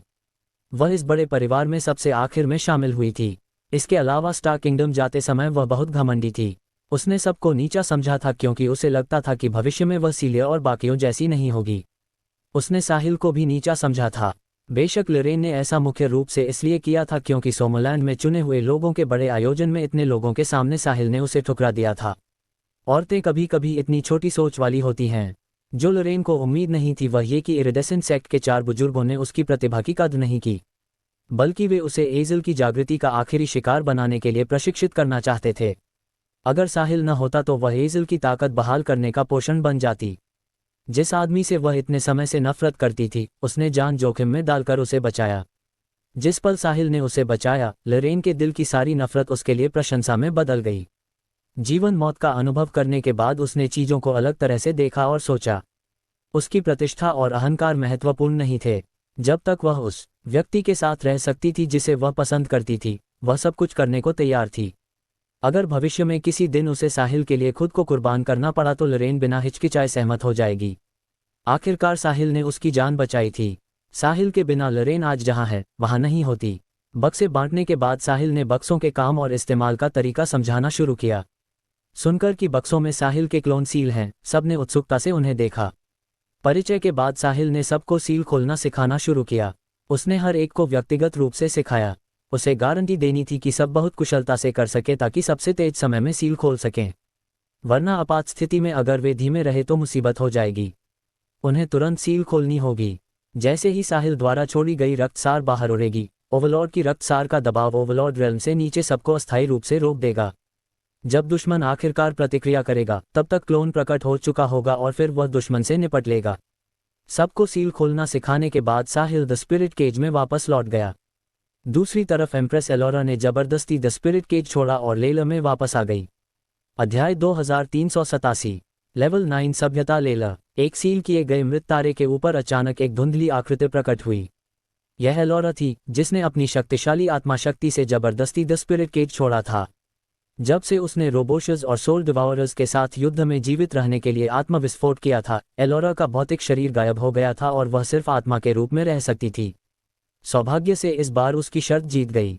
जब उसकी आत्मा द स्पिरिट केज में बहाली के लिए गई तो उसे साहिल मिला और सिर्फ 2 साल में वह बैकअप इस्तेमाल करने लायक हो गई। फिर उसने द स्पिरिट केज के 8 मुख्य शहरों से इकट्ठे किए गए स्वर्गीय और पृथ्वी के खजानों से अपनी आत्मा शक्ति को चरम के 80% तक बहाल किया। यही वजह थी कि वह द स्पिरिट केज छोड़ पाए। अगर साहिल न होता तो इसमें सैकड़ों गुना ज़्यादा समय लगता। एलोरा ने सामने की हर चीज़ देखी और भौहें सिकुड़ी। जब उसने विस्फोट किया था, उसकी आत्मा शक्ति पर इतना बड़ा प्रभाव पड़ा था कि वह बेहोश हो गई थी, इसलिए उसे बाद में क्या हुआ इसका कोई अंदाजा नहीं था। उसे सिर्फ इतना याद था कि उसने एमरल्ड लोटस स्वॉर्ड में अपनी आत्मा का एक हिस्सा डाला और तलवार को उसके साथ जाने दिया। उस समय की स्थिति और वर्तमान दृश्य के आधार पर एलोरा अनुमान लगा सकती थी कि आत्मा विस्फोट के बाद क्या हुआ। एमरल्ड लोटस स्वॉर्ड ने निश्चित रूप से उसकी आत्मा को इस मृत तारे पर लाया, द स्पिरिट केज में बहाली के लिए भेजा और फिर इस तारे को सील कर दिया। वह आत्मा का हिस्सा द स्पिरिट केज में गया और चोरी करके जीने वाली छोटी लड़की बन गया। उस समय वह छोटी थी लेकिन फिर भी ओवरलॉर्ड की आत्मा थी, इसलिए उसके पास कुछ अनोखी प्रतिभाएं थीं। भले ही कई बार पकड़ी गई, व्यापारी थॉ के नेतृत्व में कभी उसका कुछ नहीं बिगाड़ पाए। उसके बाद वह साहिल से मिली और उसे नाम मिला पेबल्स। एलोरा ने सिर उठाकर ग्रह पर लगी सील को देखा। उसका दिल भारी हो गया। एमरल्ड लोटस स्वॉर्ड को उसकी बेहोशी के बाद ये सब करने के लिए बहुत ऊर्जा लगानी पड़ी होगी। अब शायद इसकी सारी ऊर्जा खत्म हो गई होगी। हाथ हिलाते ही दूर से एक चमक खो चुकी तलवार उड़कर आई और एलोरा के हाथ में आ गई। भौतिक रूप वाली आत्मा शक्ति बहुत सारी चीजें कर सकती थी जो सामान्य लोग नहीं कर सकते। बेशक इसकी भी सीमा थी, इसलिए एलोरा को सिल्वियो और अन्य ओवरलॉर्ड्स को बुलाना होगा ताकि वे उसकी देह बहाल करने में मदद करें। हाथ में एमरल्ड लोटस स्वॉर्ड को देखते हुए एलोरा के चेहरे पर उदासी छा गई। एमरल्ड लोटस स्वॉर्ड कई युगों से उसकी अच्छी दोस्त और युद्ध साथी थी। अंत में इसमें बुद्धि आ गई थी, लेकिन इस बार की घटना के बाद यह अपनी मूल स्थिति में वापस चली गई। अगर इसे बहाल करना है तो बहुत समय लगेगा और तब भी बहाली की गारंटी नहीं। पुराने दोस्त, धन्यवाद। तुम्हारे बिना शायद मैं इस दुनिया से पूरी तरह गायब हो जाती और लेला संकट में पड़ जाता। एक बार वे लेला पर आक्रमण करते तो यहाँ रहने वाली असंख्य जातियां मिट जातीं। चिंता मत करो, जब तक हम इस संकट से बच जाते हैं, चाहे कितनी भी भारी कीमत चुकानी पड़े, मैं तुम्हें बहाल करने का तरीका ढूंढ लूंगी। एलोरा ने एमरल्ड लोटस स्वॉर्ड को देखकर खुद से बड़बड़ाया। एमरल्ड लोटस स्वॉर्ड चुपचाप पड़ी रही और कोई प्रतिक्रिया नहीं दी। एलोरा को बचाने और उसके मालिक के लिए मौका बनाने के लिए तलवार ने असली दुनिया और द स्पिरिट केज के बीच की बाधा तोड़ी, एलोरा की आत्मा को द स्पिरिट केज में भेजा और लगभग सारी शक्ति खत्म कर दी। अंत में उसने बची हुई ऊर्जा से ग्रह को सील कर दिया। इसकी हाल ही में जन्मी बुद्धि अब स्थायी गहरी नींद में सो गई। वर्तमान एमरल्ड लोटस स्वॉर्ड में अब कोई क्षमता या कार्य नहीं बचा था सिवाय थोड़ा मजबूत होने के। पहले की एमरल्ड लोटस स्वॉर्ड से तुलना में यह असंख्य गुना खराब थी। एलोरा के लिए एमरल्ड लोटस स्वॉर्ड सिर्फ हथियार नहीं थी, बल्कि एक अच्छी दोस्त और साथी थी जिसमें वह अपना दिल खोल सकती थी। एलोरा को पुराने दोस्त से कोई जवाब नहीं मिला, इसलिए उसने एमरल्ड लोटस स्वॉर्ड को रख लिया। अब उदास होने का समय नहीं था। विदेशी दुश्मन अभी भी लेला पर लालच भरी नजर रखे हुए थे, इसलिए उसे जल्द से जल्द रोबोशस और सोल डिवाउरर्स के साथ मिलने की खबर फैलानी होगी ताकि सिल्वियो और बाकी लोग और अन्य प्रमुख शक्तियां युद्ध के लिए तैयार हो सकें। साथ ही उसे अपनी देह बहाल करनी होगी और दुश्मन के साथ निर्णायक युद्ध के दिन का इंतजार करना होगा। ईमानदारी से कहें तो एम्प्रेस एलोरा को नहीं पता था कि लेला अंत में बच पाएगा या नहीं। एम्प्रेस एलोरा को पूर्ण विश्वास था कि अगर रोबोशस या सोल डिवाउरर्स अलग अलग रहते और साथ नहीं मिलते तो उन्हें हराना आसान होता। अध्याय 2388। लेकिन एक बार जब दोनों जातियां साथ मिल जातीं तो परिणाम अनिश्चित हो जाता। और सबसे महत्वपूर्ण बात, इन दोनों जातियों द्वारा नियंत्रित लेवल 9 सभ्यताएं लेला से सटी हुई थीं, इसलिए वे लेला को बहुत अच्छे से जानते थे। अब जब उन्होंने मिलकर लेला पर आक्रमण करने का फैसला किया है तो बहुत संभावना है कि उनके पास पहले से ही 5 लेला शासकों से निपटने और लेला पर आक्रमण करने का तरीका तैयार होगा। इसलिए एलोरा को इसे सावधानी से लेना होगा। अब वह खुद को बार बार सांत्वना दे सकती थी। उम्मीद है कि मेरी बहाली रोबोशस और सोल डिवाउरर्स की योजनाओं को बिगाड़ देगी। धुंधली आकृति गायब हो गई। जब वह फिर प्रकट हुई तो ग्रह के किनारे पर थी। सामने लगी सील को देखकर एलोरा को अपनी सुरक्षा के लिए इस्तेमाल हुई सील को नष्ट करने में बहुत संकोच हो रहा था। यह एमरल्ड लोटस स्वॉर्ड की आखिरी शक्ति थी, लेकिन उसे इसे नष्ट करना ही था क्योंकि यह अटूट सील थी। अगर वह नहीं करती तो वह बाहर नहीं निकल सकती थी। कुछ देर खड़े रहने के बाद एलोरा ने और हिचकिचाया नहीं। उसने अपनी पतली उंगली सील पर रख दी। शायद उसने एलोरा की ऊर्जा महसूस की। जैसे ही छुआ गया, सील अपने आप गायब हो गई। धन्यवाद पुराने दोस्त, एलोरा ने फिर खुद से कहा। सील गायब होते ही दूर एक आकृति ने अचानक आंखें खोलीं। तुरंत बाद उसका शरीर गायब हो गया। सील गायब होने के बाद एलोरा बाहर कदम रखने वाली थी। अचानक उसके सामने एक आकृति प्रकट हुई। एलोरा प्रतिक्रिया करने से पहले ही आकृति ने हैरानी से कहा, एलोरा, आखिरकार तुम जाग गईं। परिचित आवाज और परिचित चेहरा। बेशक एलोरा को इस व्यक्ति की पहचान पता थी। वह लूफियन था, लेले के 5 शासकों में से एक। लूफियन ने सच में उसकी बहाली की जगह ढूंढ ली थी। यह एलोरा को उम्मीद नहीं थी। दूसरे शब्दों में, बाकी 3 को भी उसकी स्थिति पता होगी। लूफियन, मुझे उम्मीद नहीं थी कि तुम यहाँ होगे। मुझे लगता है सिल्वियो को भी मेरी गंभीर चोट का पता है। वे कहाँ हैं? लूफियन की हैरानी और उत्साह की तुलना में एम्प्रेस एलोरा बहुत शांत थी। लूफियन ने एम्प्रेस एलोरा का जवाब नहीं दिया, बल्कि उसे खाली नज़रों से देखता रहा, क्योंकि उसने देखा कि कुछ गड़बड़ है। उसके सामने एम्प्रेस एलोरा सिर्फ आत्मा थी। सामान्य परिस्थितियों में कोई अपनी आत्मा को बाहर नहीं निकालता। आखिरकार इसमें बहुत सारी सीमाएं हैं। एक बार आत्मा को गंभीर चोट लग जाए तो बहाली बहुत मुश्किल हो जाती। एम्प्रेस एलोरा के बहाली की जगह से आत्मा के रूप में बाहर आने के सिर्फ 2 संभावनाएं थीं। पहली, ये कि उसका शरीर बहुत गंभीर रूप से घायल था और उसे जल्दी ठीक नहीं किया जा सकता था। दूसरी यह कि उसका शरीर नष्ट हो चुका था और वह सिर्फ आत्मा के रूप में रह सकती थी। दोनों ही हालतें दिखाती थीं कि एम्प्रेस एलोरा को अभूतपूर्व नुकसान हुआ था। हालांकि सिल्वियो ने कहा था कि एम्प्रेस एलोरा की चोटें गंभीर हैं और जानलेवा हो सकती हैं, तब भी वह मानसिक रूप से तैयार था। लेकिन एलोरा को आत्मा के रूप में देखकर उसके दिल में दर्द उठा। उससे एक हिंसक ऊर्जा निकलने लगी और वह अपनी ताकत पर लगभग नियंत्रण खो रहा था। अध्याय 2389। एलोरा, तुम्हारे शरीर के साथ क्या हुआ? तुम आत्मा क्यों हो? तुम्हारा भौतिक शरीर कहाँ है? लूफियन ने कांपती आवाज में पूछा। लूफियन, चिंता मत करो। सिल्वियो और बाकियों से संपर्क करो और उन्हें जल्दी आने को कहो। मुझे सबको कुछ बताना है, एम्प्रेस एलोरा ने शांति से कहा। चिंता मत करो। मैं चिंता कैसे न करूं? अभी बताओ, तुम्हारे शरीर के साथ क्या हुआ? तुम्हारी आत्मा बाहर क्यों आई? क्या हो रहा है? किसने ये किया? मैं अभी उन्हें मार डालूंगा और उनकी पूरी वंशावली नष्ट कर दूंगा। लूफियन जितना बोलता गया उतना भावुक होता गया और उसकी आंखें लाल हो गईं। जैसे ही वह नियंत्रण खोने वाला था, एम्प्रेस एलोरा ने दृढ़ता से पुकारा, लूफियन। इसने उसे नियंत्रण खोने की कगार से वापस खींच लिया। फिर एम्प्रेस एलोरा ने जारी रखा, ये लेले के जीवन मरण की बात है, लूफियन, इसलिए उम्मीद है तुम प्राथमिकता समझोगे। पहले सिल्वियो और बाकियों से संपर्क करो, फिर मैं धीरे धीरे बताऊंगी कि क्या हुआ। एलोरा की यह बात सुनकर लूफियन धीरे धीरे शांत हुआ। उसे पता था कि अब चिंता करने से कोई फायदा नहीं। अब जब ये हो चुका है तो सबसे महत्वपूर्ण है सिल्वियो और बाकियों का अभी आना। सिल्वियो सबसे लंबा जिया था और लेले के 5 शासकों में सबसे ज्यादा जानकार था। अन्य 4 ओवरलॉर्ड्स ने सिल्वियो से ही बहुत सारी गुप्त तकनीकें सीखी थीं। कहा जा सकता था कि सिल्वियो सबका आधा गुरु था। उसके आने पर वह एम्प्रेस एलोरा की देह की समस्या हल कर सकता था। हालांकि अगर देह दोबारा बनानी है तो ये सिर्फ 4 ओवरलॉर्ड्स के संयुक्त प्रयास से संभव होगा। ठीक है, मैं सिल्वियो और बाकियों से संपर्क करता हूं और उन्हें जल्द से जल्द आने को कहता हूं। लूफियन ने सहमति दी। फिर उसने आंखें बंद की और सिल्वियो से उस खास तरीके से संपर्क किया जो सिर्फ उन्हें पता था। लेला अविश्वसनीय रूप से बड़ा था, इसलिए 5 ओवरलॉर्ड्स द्वारा संरक्षित जगहें बहुत दूर दूर थीं। वे साधारण तरीके से एक दूसरे को संदेश नहीं भेज सकते थे। सिर्फ सिल्वियो द्वारा सिखाई गई गुप्त तकनीक से वे लगभग तुरंत संपर्क कर सकते थे। एम्प्रेस एलोरा को भी ये तरीका पता था, लेकिन वह आत्मा होने के कारण ये गुप्त तकनीक नहीं कर सकती थी। यह आत्मा की सीमा थी। आत्मा बहुत सारी गुप्त तकनीकें नहीं कर सकती थी जिनके लिए देह जरूरी होती है। जल्द ही लूफियन ने आंखें खोलीं। एम्प्रेस एलोरा, मैंने सीनियर सिल्वियो से संपर्क कर लिया है और वह वैलेंटीन और ड्रोगो के साथ जल्दी आ रहे हैं। अब बताओ, क्या हुआ? किसने ये तुम्हारे साथ किया? एम्प्रेस एलोरा ने जो उसके साथ हुआ था उसे सुनाना शुरू किया। रोबोशस की उकसाहट से दोनों पक्षों के बीच बड़े युद्ध से और सोल डिवाउरर ओवरलॉर्ड के हमले तक। अंत में जब उसे पता चला कि वह रोबोशस और सोल डिवाउरर्स के दो ओवरलॉर्ड्स के हाथों से बच नहीं सकती, तो उसने जीवित रहने के लिए आत्मविस्फोट किया। उसके बाद उसने अपनी आत्मा का एक हिस्सा एमरल्ड लोटस स्वॉर्ड में डाला और बच निकली। एमरल्ड लोटस स्वॉर्ड तब इस मृत तारे पर आए, उस आत्मा के हिस्से को द स्पिरिट केज में बहाली के लिए भेजा और अपनी आखिरी शक्ति से ग्रह को सील कर दिया।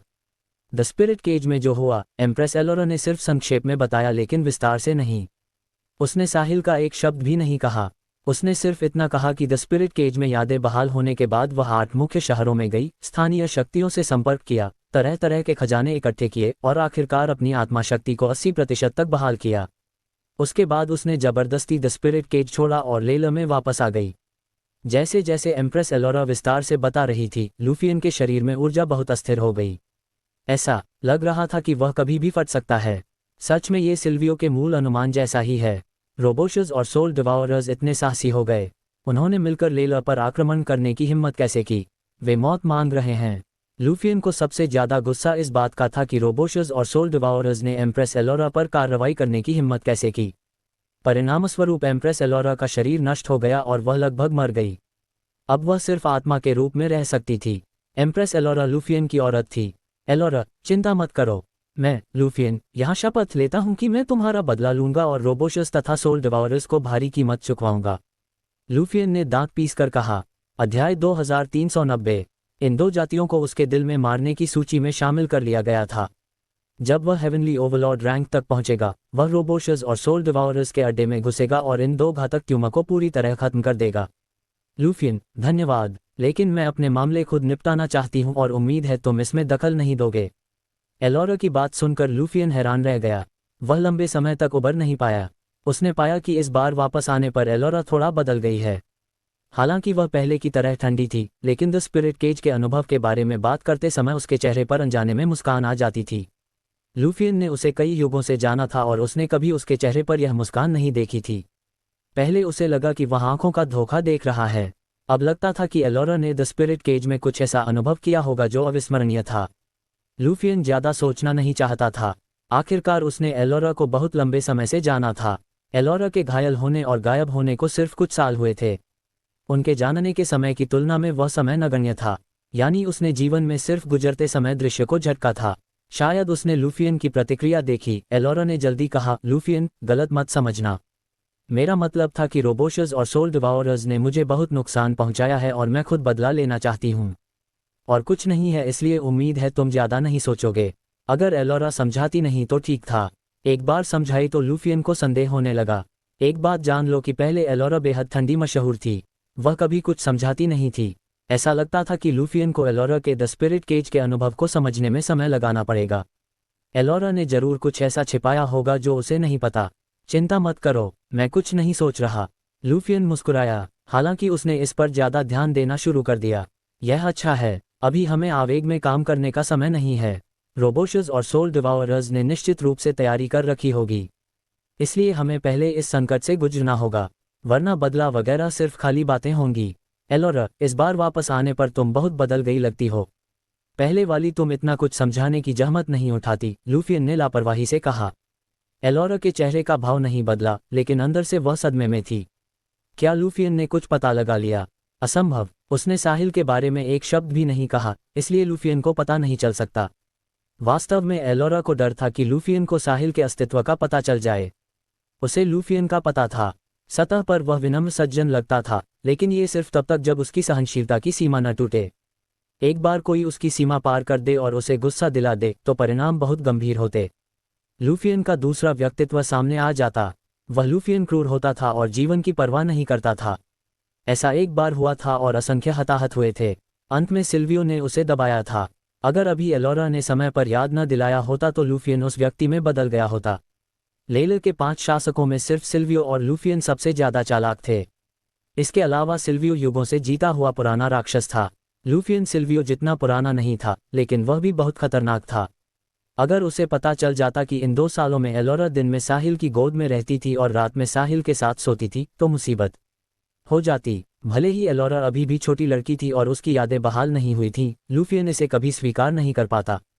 अध्याय 2391। क्या मैं बदल गई हूँ? शायद मेरा मानना है कि कोई भी जो ऐसी अचानक अप्रत्याशित घटना का सामना करता है और फिर से जीवित होने के लिए जीवन मृत्यु के संकट का अनुभव करता है, वह बदल जाएगा। मैं स्वाभाविक रूप से कोई अपवाद नहीं हूं, एलोरा ने सहजता से कहा। उसने अपने परिवर्तनों से इनकार नहीं किया। इस समय वह जितना अधिक इनकार करती, लूफियन उतना ही संदिग्ध होता। इसलिए वह इसे स्वीकार कर सकती थी और इसका कारण इस दुर्घटना को बता सकती थी। मुझे भी ऐसा ही लगता है एलोरा, चिंता मत करो, मैं रोबोशर्स और सोल डिवाउरर्स को इतनी आसानी से नहीं छोड़ूंगा। चूंकि उन्होंने तुम्हें गंभीर रूप से घायल करने और लगभग मार डालने के लिए हाथ मिलाने की हिम्मत की, इसलिए मैं इन दोनों रेसेस को नष्ट कर दूंगा और उन्हें ब्रह्मांड से पूरी तरह गायब कर दूंगा, लूफियन ने गंभीरता से कहा। लूफियन, जैसा कि मैंने कहा, मैं अपना बदला खुद लूंगी और मुझे तुम्हारी मदद की जरूरत नहीं है। यदि तुम अभी भी ऐसा करना चाहते हो तो बेहतर होगा कि तुम इस बारे में सोचो कि लेले के संकट को कैसे हल किया जाए जो हमारे सामने है। यदि तुम इस संकट को भी हल नहीं कर सकते तो तुम बदले की बात क्यों कर रहे हो? एलोरा ने अनगिनत बार स्नेह दिखाने के बाद भी लूफियन के सामने घुटने नहीं टेके। कारण ये था कि वह उसका बहुत अधिक कर्जदार नहीं होना चाहती थी। अतीत में एलोरा ने लूफियन को स्वीकार करने और उसके साथ एक ओवरलॉर्ड जोड़ा बनने के बारे में सोचा था। आखिरकार वे हजारों ईपॉक्स से साथ थे और लूफियन ने हमेशा उसकी अच्छी देखभाल की थी। ये कहना झूठ होगा कि वह प्रभावित नहीं हुई थी। हालांकि वह केवल प्रभावित थी लेकिन द्रवित नहीं हुई थी। दोनों के बीच एक अनिवार्य अंतर था। अब द स्पिरिट केज में अपने अनुभव के बाद एलोरा के दिल में एक चेहरा उभरा था। अब वह लूफियन के साथ कोई संबंध नहीं रखना चाहती थी, इसलिए उसके लिए कुछ सीमाएं खींचना ही सबसे अच्छा होगा। ठीक है एलोरा, मैं तुम्हारी बात मानूंगा। हम पहले तत्काल संकट को हल करेंगे और फिर बदले के बारे में बात करेंगे। वैसे भी रोबोशर्स और सोल डिवाउरर्स बच नहीं सकते, लूफियन ने चेहरे पर मुस्कान के साथ उत्तर दिया। वह एलोरा के व्यवहार से बिल्कुल भी नाराज नहीं था। उसके प्रति एलोरा का रवैया पहले और भी बुरा था, लेकिन क्या वह डटा नहीं रहा? अभी एलोरा के बॉडी को बहाल करने में मदद करना सबसे महत्वपूर्ण बात थी और फिर वे चर्चा करेंगे कि आक्रमण करने के लिए एकजुट हुए रोबोशर्स और सोल डिवाउरर्स से कैसे निपटा जाए। लूफियन के बेफिक्र भाव को देखकर एलोरा ने लाचारी महसूस की। अब उसने सीधे अपने पत्ते खोलने की हिम्मत नहीं की, अन्यथा लूफियन के चरित्र के साथ वह अंत तक इसका पीछा करेगा। एक बार जब उसे साहिल के बारे में पता चल गया तो साहिल निश्चित रूप से मर जाएगा। इसलिए वह इस बारे में बाद में बात कर सकती थी। वह फिलहाल के लिए लूफियन को ठंडा रिस्पॉन्स देगी। शायद अगर वह लंबे समय तक ऐसा ही करती रही तो स्थिति बेहतर हो जाएगी। लूफियन, रोबोशर्स और सोल डिवाउरर्स को कम मत समझो। चूंकि उन्होंने मुझ पर मिलकर हमला करने की हिम्मत की है, इसलिए उन्होंने पहले ही तैयारी कर ली होगी। हमें इस बारे में तब बात करनी होगी जब सिल्वियो आ जाएगा। चिंता मत करो एलोरा, मेरा मतलब उन्हें कम आंकना नहीं है। सिल्वियो के नेतृत्व में लेलर इस संकट से बच जाएगी। भले ही तुम्हें मुझ पर विश्वास न हो, तुम्हें सिल्वियो पर तो विश्वास होना चाहिए, है न? लूफियन के चेहरे पर अभी भी एक उदासीन भाव था। वह एलोरा को यह बताने के लिए बेताब था कि वह जल्द ही हेवनली ओवरलॉर्ड रैंक में पहुंचने वाला है। उस समय क्या रोबोशर्स और सोल डिवाउरर्स उनके लिए अभी भी खतरा होंगे? भले ही वह सीधे उनके ठिकाने पर चला जाए, वे उसका कुछ नहीं बिगाड़ पाएंगे। रोबोशर्स और सोल डिवाउरर्स के पास हेवनली ओवरलॉर्ड्स नहीं थे। हेवनली ओवरलॉर्ड रैंक में कदम रखने के बाद वह आसानी से उन दोनों रेसेस का सफाया कर सकता था। हालांकि इस बारे में सोचने के बाद उसने खुद को रोक लिया। अभी समय नहीं आया था। अध्याय 2392। जब वह वास्तव में सफलता प्राप्त कर लेगा और एक महत्वपूर्ण क्षण में एलोरा को आश्चर्यचकित कर देगा तो शायद वह उसके प्यार में पड़ जाएगी। लूफियन अपने दिल में योजना बना रहा था कि कैसे एलोरा को अपने प्यार में डाला जाए और उसे अपना पार्टनर बनने के लिए राजी किया जाए। उसने फैसला किया कि उसके सामने आया संकट सबसे अच्छा अवसर था। हालांकि उसे पता नहीं था कि एलोरा के दिल में पहले से ही एक और व्यक्ति है और वह उस आदमी को नहीं छोड़ सकती थी। जब वे दोनों अभी बात ही कर रहे थे तभी अचानक कुछ ही दूरी पर एक आकृति दिखाई दी। ये सिल्वियो था जो लूफियन से खबर मिलने पर वहां पहुंचा था। सिल्वियो, लूफियन और एलोरा ने एक साथ सम्मानपूर्वक पुकारा। सिल्वियो ने सिर हिलाया और अपनी नजरें एलोरा पर टिका दीं। क्या तुमने सेल्फ डेटिनेट किया था? सिल्वियो ने पहले ही वाक्य में एलोरा के साथ जो हुआ उसे उठाया। उसने युद्ध के दृश्य में देखा था कि एलोरा के साथ क्या हुआ था, लेकिन कुछ नहीं कहा। हाँ, रोबोशस के लव 6 के साथ लड़ते समय एक सोल डिवाउरर ओवरलॉर्ड ने मुझ पर अचानक हमला कर दिया जिससे मेरी सोल गंभीर रूप से घायल हो गई। अंत में मेरे पास कोई और विकल्प नहीं था, इसलिए मैंने जीवन का मौका पाने के लिए सेल्फ डेटिनेट कर दिया। मैंने एमरल्ड लोटस स्वॉर्ड से अपनी सोल के एक अंश के साथ भागने के लिए भी कहा, एलोरा ने समझाया। ठीक है, ये लगभग वैसा ही है जैसा मैंने मान लिया था। ऐसा लगता है कि तुम्हारे पास काफ़ी रोमांच रहा होगा क्योंकि तुम्हारी बची हुई सोल इतने कम समय में 80% तक रिकवर हो सकती है। सिल्वियो, एमरल्ड लोटस स्वॉर्ड ने मेरी सोल को रिकवर करने के लिए द स्पिरिट केज में भेज दिया। वहाँ मेरा थोड़ा रोमांच हुआ जिसने मुझे इतनी जल्दी रिकवर होने में मदद की, एलोरा ने ईमानदारी से जवाब दिया। उसकी राय में साहिल की ताकत बहुत अधिक नहीं थी, तो वह वास्तव में एक रोमांच था और साहिल उसका उपकारी भी था। यदि वह साहिल से नहीं मिली होती तो वह नहीं जानती थी कि वह अपनी मेमोरी बहाल होने तक जीवित रह पाती या नहीं। एलोरा, जब वैलेंटीन और ड्रोगो आ जाएंगे तो हमें युद्ध का विवरण बताना। फिर हम चर्चा कर सकते हैं कि रोबोशस और सोल डिवाउरर्स से कैसे निपटा जाए। जी, सिल्वियो। इस समय लूफियन ने बीच में टोकते हुए कहा, सिल्वियो, चलो रोबोशस और सोल डिवाउरर्स के मामले को एक तरफ रख देते हैं। आखिरकार हम इसे 1 या 2 दिन में हल नहीं कर सकते। उससे पहले क्या हमें एलोरा के बॉडी को बहाल करने में मदद नहीं करनी चाहिए? आखिरकार एक सोल बहुत सीमित होती है और क्षति के बाद रिकवर करना आसान नहीं होता है। लूफियन के लिए एलोरा ही सब कुछ थी। यदि उससे लेलर और एलोरा के बीच चुनाव करने के लिए कहा जाता तो वह निश्चित रूप से यहाँ लेलर के साथ जीने और मरने के बजाय एलोरा के साथ दूर के स्थानों पर भागना चुनता। बॉडी को बहाल करना एक बड़ी बात है, इसलिए मुझे तैयार रहने की ज़रूरत है। हम इसके बारे में लापरवाह नहीं हो सकते, सिल्वियो ने सिर हिलाते हुए कहा। सिल्वियो, क्या तुमने हमें बॉडी को बहाल करने का तरीका नहीं सिखाया था? मुझे नहीं लगता कि यह बहुत जटिल है। जब वैलेंटीन और ड्रोगो आ जाएंगे तो 4 ओवरलॉर्ड्स की ताकत के साथ यह काफ़ी आसान होना चाहिए, है ना? लूफियन ने आश्चर्य जताया। सिल्वियो ने पहले ही सभी को बॉडी को बहाल करना सिखाया था और यह जटिल नहीं था। ओवरलॉर्ड रेल्म से नीचे के किसी व्यक्ति के बॉडी की बहाली हमारे लिए वास्तव में बहुत सरल है, लेकिन ओवरलॉर्ड रेल्म से ऊपर के किसी व्यक्ति के बॉडी को बहाल करना बहुत अधिक जटिल है। हमें एक विशेष फॉर्मेशन की आवश्यकता है, अन्यथा हम आसानी से विफल हो जाएंगे। एक बार जब हम विफल हो जाते हैं तो यह एलोरा की सोल को बहुत नुकसान पहुंचाएगा और एलोरा अब उसे सहन नहीं कर सकती, सिल्वियो ने धैर्यपूर्वक समझाया। मैं समझ गया। फिर सिल्वियो, कृपया जल्द से जल्द फॉर्मेशन की व्यवस्था करें। एलोरा के लिए सिर्फ अपनी सोल के साथ जाना सुविधाजनक नहीं है। यदि आपको किसी चीज़ की ज़रूरत है तो बस मुझे बताएं और जब तक वह मेरी शक्ति के भीतर है मैं निश्चित रूप से मदद करूंगा। चिंता मत करो, मैं इसे जल्द से जल्द तैयार कर लूंगा। धन्यवाद, सिल्वियो। एलोरा ने सिल्वियो के सामने झुककर कहा, तुम्हारा स्वागत है। हम 5 लेलर रूलर्स एक इकाई हैं। हम साथ में समृद्ध होंगे और साथ में गिरेंगे। तुम्हारे बॉडी को बहाल करने के बाद हम रोबोशस और सोल डिवाउरर्स को अधिक प्रभावी ढंग से रोक सकते हैं। उन तीनों को ज़्यादा इंतज़ार नहीं करना पड़ा क्योंकि वैलेंटीन और ड्रोगो आ गए। एक ओवरलॉर्ड की गति स्पेस से पूरी तरह से अप्रतिबंधित थी। अध्याय 2393। 5 लेलर रूलर्स फिर से साथ थे। एलोरा ने रोबोशस और सोल डिवाउरर्स के साथ अपनी लड़ाई का विस्तार से वर्णन किया। उसने द स्पिरिट केज में अपने अनुभव का केवल संक्षेप में उल्लेख किया। ये पुष्टि करने के बाद कि रोबोशस और सोल डिवाउरर्स लेलर पर आक्रमण करने के लिए हाथ मिला रहे हैं, सिल्वियो ने कार्य सौंपना शुरू कर दिया। लूफियन, वैलेंटीन और ड्रोगो, मुझे चाहिए कि तुम लेलर के पार्शियल ओवरलॉर्ड्स को इकट्ठा करो।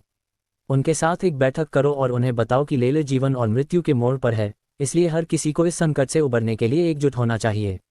सभी पार्शियल ओवरलॉर्ड्स, चाहे वे कुछ भी कर रहे हों, सभी को उपस्थित होना चाहिए। कोई भी जो मरने से डरता है और आने से इनकार करता है, उसे लेलर से बाहर निकाल दिया जाएगा और उन्हें यहाँ कभी कदम रखने की अनुमति नहीं दी जाएगी। जी, सिल्वियो। तीनों ओवरलॉर्ड्स, लूफियन, वैलेंटीन और ड्रोगो ने एक साथ उत्तर दिया। फिर लूफियन ने दोबारा पूछा, सिल्वियो, एलोरा के बारे में क्या? वह अभी भी एलोरा की सबसे अधिक परवाह करता था, जिसे उसने खुद अपनी पार्टनर नियुक्त किया था। लूफियन, चिंता मत करो, मैं एलोरा को उसके बॉडी को बहाल करने के लिए आवश्यक फॉर्मेशंस की व्यवस्था करने के लिए ले जाऊंगा। जब हम ऐसा करेंगे तो मैं उसे ये भी बताऊंगा कि उसे किन बातों पर ध्यान देने की ज़रूरत है। एक ओवरलॉर्ड के बॉडी को बहाल करना कोई मजाक नहीं है और कोई गलती नहीं हो सकती। एलोरा के बॉडी को बहाल करने के लिए 1 महीने बाद मेरे स्थान पर आना, सिल्वियो ने आदेश दिया। सबसे शक्तिशाली और सबसे लंबे समय तक जीवित रहने वाले ओवरलॉर्ड के रूप में कोई भी उसके शब्दों पर सवाल नहीं उठाएगा या उनका विरोध नहीं करेगा। बेशक सिल्वियो की निष्पक्षता भी वह कारण थी जिससे हर कोई उसका सम्मान और विश्वास करता था। मैं समझ गया, धन्यवाद सिल्वियो, लूफियन ने गंभीरता से कहा।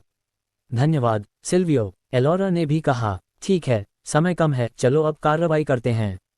चूंकि रोबोशस और सोल डिवाउरर्स ने एलोरा पर हमला करने की हिम्मत की है, इसका मतलब है कि वे पहले से ही गुप्त रूप से काम कर रहे हैं। हमें जल्दी करनी चाहिए। लूफियन, वैलेंटीन और ड्रोगो सिल्वियो से अपना मिशन प्राप्त करने के बाद तेजी से चले गए। जाने से पहले लूफियन ने एलोरा पर एक गहरी नज़र डाली। इससे कोई हैरान नहीं था। इन दोनों के बीच का उलझाव डरावना रूप से लंबा था। एक ने शुरुआत से ही दूसरे को स्पष्ट रूप से अस्वीकार कर दिया था, लेकिन उसने कभी हार नहीं मानी। इसलिए वे सैकड़ों हजारों ईपॉक से उलझे हुए थे। फिर जैसे ही एलोरा अब पहले की तरह जिद्दी नहीं लग रही थी और लूफियन को स्वीकार करने के कगार पर दिखाई दे रही थी, ये युद्ध हुआ और उसने अपना बॉडी खो दिया। इसके अलावा लेलो को भी एक बड़े संकट का सामना करना पड़ेगा। तीनों ओवरलॉर्ड्स के जाने के बाद सिल्वियो और एलोरा की सोल रह गई। इस समय एलोरा का दिल भारी था। वह अपने बॉडी को बहाल करने के कई उतार चढ़ाव के बारे में चिंतित नहीं थी, न ही वह लेलो के टूटने के बारे में चिंतित थी। इसके बजाय वह इस बारे में चिंतित थी कि वह लूफियन के साथ संबंधों को कैसे निभाएगी। वह अब लूफियन को स्वीकार नहीं कर सकती थी, लेकिन उसने ऐसा कहने की हिम्मत नहीं की। अन्यथा लूफियन निश्चित रूप से एक पागल में बदल जाएगा। उस समय सिल्वियो को छोड़कर पूरे स्टार किंगडम में कोई भी उसे नियंत्रित नहीं कर पाएगा। साहिल के भी उजागर होने की बहुत संभावना थी। एक बार जब वह उजागर हो गया तो वह मर जाएगा। मुझे क्या करना चाहिए? एलोरा ने लाचारी महसूस की। काफी विचार विमर्श के बाद भी उसे कोई समाधान नहीं मिला। एकमात्र तरीका इसे टालना था। वह इसे और 100 ईपॉक्स तक खींच लेगी। हालांकि यदि उसने लूफियन के साथ अपने संबंधों को नहीं सुलझाया तो वह साहिल से मिलने वापस जाने की हिम्मत नहीं करेगी। क्या वह इतने लंबे समय के बाद भी उसे याद रखेगा? जब एलोरा दुविधा में थी तब सिल्वियो ने अचानक कहा, एलोरा, मुझे अभी भी तुम्हें कुछ बताना है। यह क्या है, सिल्वियो? एलोरा होश में आई। जब तुम गंभीर रूप से घायल थी तो मैंने तुम्हारी किस्मत पढ़ने के लिए अपना बहुत खून और पसीना बहाया। क्या तुम परिणाम जानना चाहती हो? सिल्वियो के शब्दों ने एलोरा की दिलचस्पी जगा दी। वह जानती थी कि सिल्वियो भाग्य के गूढ़ उतार चढ़ाव को पढ़ने में बहुत प्रतिभाशाली था। अध्याय 2394। वह बहुत सी चीजों में बहुत सटीक था। सिल्वियो, आपने मेरा भाग्य पढ़ा। परिणाम क्या है? एलोरा ने उत्सुकता से पूछा। इसने दिखाया कि तुम इस आपदा का सामना करोगी, लेकिन तुम इस जीवन में अपने उपकारी से भी मिलोगी। अंत में तुम्हारा दुर्भाग्य आशीर्वाद में बदल जाएगा। जहां तक इस व्यक्ति की बात है, मैंने इसका पता लगाने की कोशिश की, लेकिन मैं नहीं समझ पाया कि यह कौन है। इतना ही नहीं, मुझे बैकलैश से बहुत नुकसान भी हुआ। रिकवर होने में काफी समय लगा। क्या? एलोरा की आंखें फटी की फटी रह गईं और वह बेहद सदमे में थी। सिल्वियो बता सकते थे कि मैं अपने उपकारी से मिलूंगी। अंत में मेरा दुर्भाग्य भी आशीर्वाद में बदल जाएगा। वह उपकारी कौन है? वह केवल एक ही व्यक्ति से मिली थी और वह साहिल था। सिल्वियो को साहिल के बारे में जानने की कोशिश करने पर बैकलैश मिला। ये कैसे संभव है? किसी को पता होना चाहिए कि सिल्वियो 5 लेलर रूलर्स में सबसे लंबे समय तक जीवित रहने वाले और सबसे शक्तिशाली थे। जब उन्होंने एलोरा का भाग्य पढ़ा तो उन्हें केवल थोड़ा सा कष्ट हुआ, लेकिन जब उन्होंने साहिल के लिए ऐसा करने की कोशिश की तो उन्हें बैकलैश मिला। एलोरा को लगा कि उसके मस्तिष्क में इसे प्रोसेस करने की पर्याप्त क्षमता नहीं है। एलोरा की इतनी बड़ी प्रतिक्रिया देखकर सिल्वियो के पढ़ने के परिणाम की पुष्टि हो गई। उसने परेशानी से बचने के लिए लूफियन को भेजने के बाद ही एलोरा को बताया। ये ठीक होता यदि एलोरा जिस उपकारी से मिली वह एक महिला होती, लेकिन यदि वह एक पुरुष होता तो लूफियन इसे स्वीकार नहीं कर पाता। फिर चीजों के सबसे खराब दिशा में जाने की संभावना थी। लूफियन का दोहरा व्यक्तित्व था। एक बार जब उसका दूसरा व्यक्तित्व प्रकट हो गया तो यह निश्चित रूप से अप्रत्याशित परिणाम पैदा करेगा। हालांकि लूफियन इसे छिपाने में बहुत माहिर था, लेकिन सिल्वियो जानते थे कि यदि लूफियन पागल हो गया तो वे भी उसे नियंत्रित नहीं कर पाएंगे। सिल्वियो, मैं एलोरा को कुछ देर तक समझ नहीं आया कि क्या जवाब दे। उसका साहिल के बारे में किसी को बताने का इरादा नहीं था। सिर्फ लूफियन को ही नहीं, बल्कि किसी और को भी नहीं। हालांकि सिल्वियो ने इसे अपनी रीडिंग में देख लिया था और इसने उसे भ्रमित कर दिया था। एलोरा, तुम्हें किसी भी चीज के बारे में चिंता करने की जरूरत नहीं है। मैंने लूफियन और दूसरों को सिर्फ तुम्हारे साथ निजी बातचीत करने के लिए दूर भेजा था। चिंता मत करो, आज तुम जो भी कहोगी मैं वादा करता हूं कि कुछ भी प्रकट नहीं करूंगा। एलोरा ने काफी देर तक सिल्वियो को देखा और मन ही मनाह भरी। अब जबकि सिल्वियो को पता चल गया था, वह इसे छिपाना जारी नहीं रखना चाहती थी। सिल्वियो के बारे में वह जो जानती थी उसके आधार पर यदि दूसरे पक्ष ने कुछ न कहने का वादा किया है तो वह निश्चित रूप से अपना वादा निभाएगा। इसके अलावा एलोरा नहीं जानती थी कि इस मामले को कैसे सुलझाया जाए, इसलिए सिल्वियो को बताना अच्छा होगा ताकि वह उसके लिए कुछ विचार लेकर आ सके। यदि लूफियन को साहिल के अस्तित्व के बारे में पता चल गया और उसने अपना दूसरा व्यक्तित्व बदल लिया तो सिल्वियो उसे नियंत्रित करने में सक्षम होंगे। स्टार किंगडम में उनके अलावा कोई और ऐसा नहीं कर सकता था। ये जानने से सिल्वियो को मानसिक रूप से पहले से तैयार होने का मौका मिल सकता था। हालांकि एलोरा ने मुंह खोला और कुछ नहीं कहा। सिल्वियो, आप क्या जानना चाहते हैं? आप बस मुझसे पूछ सकते हैं। यदि आप चाहते हैं कि मैं आपको खुद बताऊं, तो मुझे नहीं पता कि कहां से शुरू करना है, एलोरा ने कड़वाहट से सिर हिलाते हुए कहा। तुम्हारी सोल के द स्पिरिट केज में प्रवेश करने के बाद क्या तुम अपने उपकारी से मिली थीं? सिल्वियो ने पहला प्रश्न पूछा। हाँ, एलोरा ने सकारात्मक उत्तर दिया। क्या वह एक पुरुष है? हाँ, उससे मिलने के बाद तुम लूफियन के साथ अपने संबंधों को आगे नहीं बढ़ाना चाहती हो और यहाँ तक कि उससे संबंध तोड़ना चाहती हो और उससे कोई लेना देना नहीं रखना चाहती हो, क्या मैं सही हूँ? सिल्वियो का प्रश्न सीधा था और एलोरा दंग रह गई। उसने अपने मन में लूफियन और साहिल को याद किया।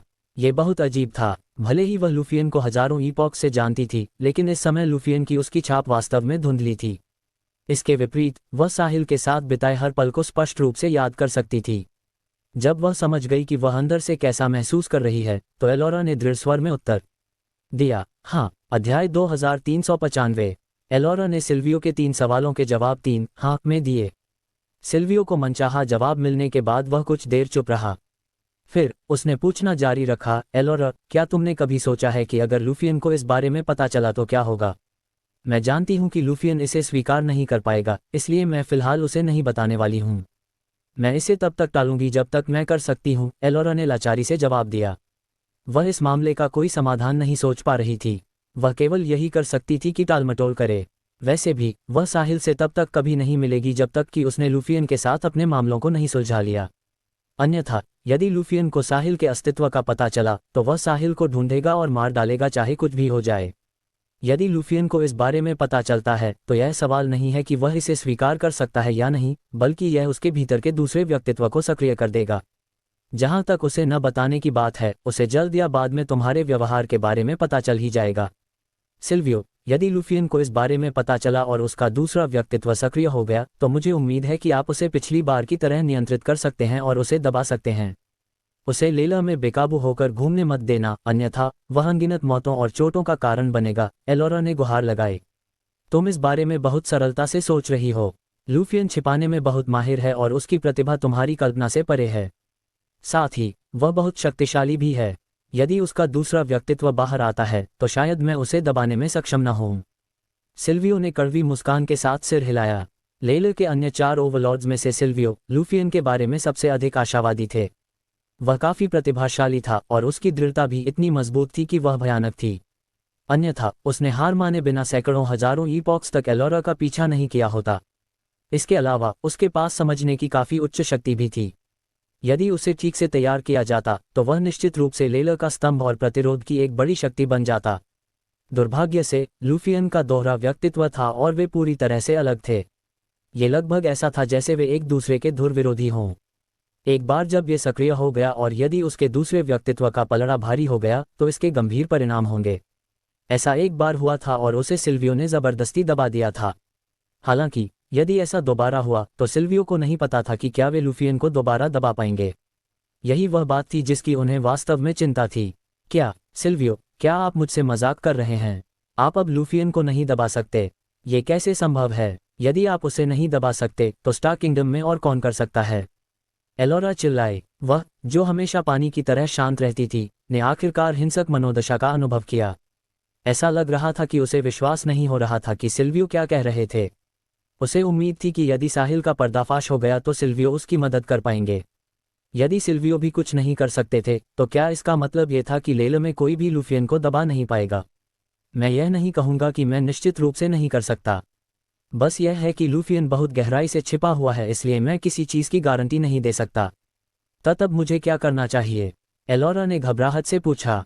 वह अभी भी अविश्वास में थी। एलोरा, यदि तुम इसे लूफियन से छिपाना चाहती हो तो तुम्हें पहले अपना व्यवहार बदलना होगा। तुम वैसा व्यवहार नहीं कर सकती जैसा तुमने अभी किया। लूफियन के संदिग्ध चरित्र के साथ उसने कुछ गलत होने पर गौर किया होगा। यदि तुम समय खरीदना चाहती हो तो तुम्हें उसके प्रति अपना पिछला व्यवहार बहाल करना होगा और उसे थोड़ा भ्रम देना होगा। चाहे कुछ भी हो, तुम्हें रोबोशस और सोल डिवाउरर्स के संकट से निपटने तक इंतजार करना होगा। इस मोड़ पर कोई दुर्घटना नहीं होनी चाहिए, सिल्वियो ने धैर्यपूर्वक समझाया। मैं समझ गई सिल्वियो, चिंता मत करो, मैं बदल जाऊंगी और मैं कभी भी लूफियन को फिर से कुछ भी असामान्य नहीं मिलने दूंगी। एलोरा शांत हुई और उसने सिर हिलाया। वह जानती थी कि सिल्वियो का क्या मतलब है और वह लूफियन को भी जानती थी। यदि लूफियन को साहिल के अस्तित्व का पता चला और वह जान गया कि वह कैसा महसूस करती है, तो इसमें कोई संदेह नहीं था कि उसका दूसरा हिंसक व्यक्तित्व सक्रिय हो जाएगा। अध्याय 2396। फिर उनके पास बाहर से रोबोशस और सोल डिवॉरर्स का खतरा होगा और अंदर से लूफियन की मुसीबत। आंतरिक और बाहरी दोनों तरह की मुसीबतों के साथ लेलर के लिए इस संकट से बाहर निकलना मुश्किल हो सकता है। ठीक है, लूफियन के मन में केवल तुम हो और लेलर उसके लिए उतनी महत्वपूर्ण नहीं है जितनी तुम हो। जब तक वह निराश नहीं होता और उम्मीद देखता है, तब तक वह फिलहाल सुरक्षित रहेगा। उसने इतने लंबे समय तक इंतजार किया है, इसलिए मुझे यकीन है कि वह थोड़ा और इंतजार करने में ठीक रहेगा। मैं समझ गई। एलोरा ने फिर से सिर हिलाया। लूफियन की यही स्थिति है। अब मुझे उस उपकारी के बारे में बताओ जिससे तुम द स्पिरिट केज में मिली थी। मेरी रीडिंग के अनुसार वह तुम्हारा जीवन बदल देगा। तुम 5 लेलर रूलर्स में से एक हो और मुझे नहीं पता कि क्या ये व्यक्ति लेलर को प्रभावित करेगा, क्योंकि मैं इस व्यक्ति के बारे में कुछ भी नहीं देख सकता। सिल्वियो ने अपनी शंका व्यक्त की और चाहते थे कि एलोरा उनके लिए उत्तर दे। उन्होंने एलोरा के उपकारी पर लगभग सभी साधनों का उपयोग किया था, यहाँ तक कि अपनी अनूठी गुप्त तकनीक स्पाई इरिथमेटिक्स का भी। हालांकि उन्हें केवल इतना पता था कि यह व्यक्ति अस्तित्व में है और कुछ नहीं। इसलिए इसने सिल्वियो की बहुत जिज्ञासा जगाई। किसी को पता होना चाहिए कि भले ही लूफियन इतनी अच्छी तरह से छिपा हुआ था, फिर भी सिल्वियो स्पाई इरिथमेटिक्स के माध्यम से उसके बारे में कुछ जानकारी प्राप्त कर सकते थे। हालांकि सब कुछ नहीं, लेकिन फिर भी बहुत कुछ। स्पाई इरिथमेटिक्स वह था जिसे सिल्वियो ने एक बार एक रुअन से प्राप्त किया था। ये वह साधन भी था जिस पर सिल्वियो को सबसे अधिक गर्व था। स्पाई इरिथमेटिक्स पर भरोसा करके ही सिल्वियो आज यहाँ तक पहुँच पाए थे। उन्होंने चारों ओवरलॉर्ड्स, लूफियन, एलोरा, वैलेंटीन और ड्रोगो को वह सब सिखाया जो वे जानते थे, इस उम्मीद में कि वे लेले की अच्छी तरह से रक्षा कर सकें। हालांकि उन्होंने किसी को स्पाई इरिथमेटिक्स नहीं सिखाया, क्योंकि स्पाई इरिथमेटिक्स सीखने की आवश्यकताएं बहुत अधिक थीं। चारों ओवरलॉर्ड्स में से केवल लूफियन के पास वह प्रतिभा थी। यदि अन्य 3 स्पाई इरिथमेटिक्स का अभ्यास करते तो ये केवल समय की बर्बादी होती, इसलिए बेहतर था कि वे अन्य चीजें सीखें। फिर भी लूफियन का दोहरा व्यक्तित्व था और वह एक अत्यंत अस्थिर कारक था। यदि सिल्वियो उसे स्पाई इरिथमेटिक्स सिखाते तो यह आशीर्वाद के बजाय एक आपदा हो सकता था। इसलिए सिल्वियो ने जुआ खेलने की हिम्मत भी नहीं की। यदि वे जुआ हार जाते तो परिणाम विनाशकारी होते।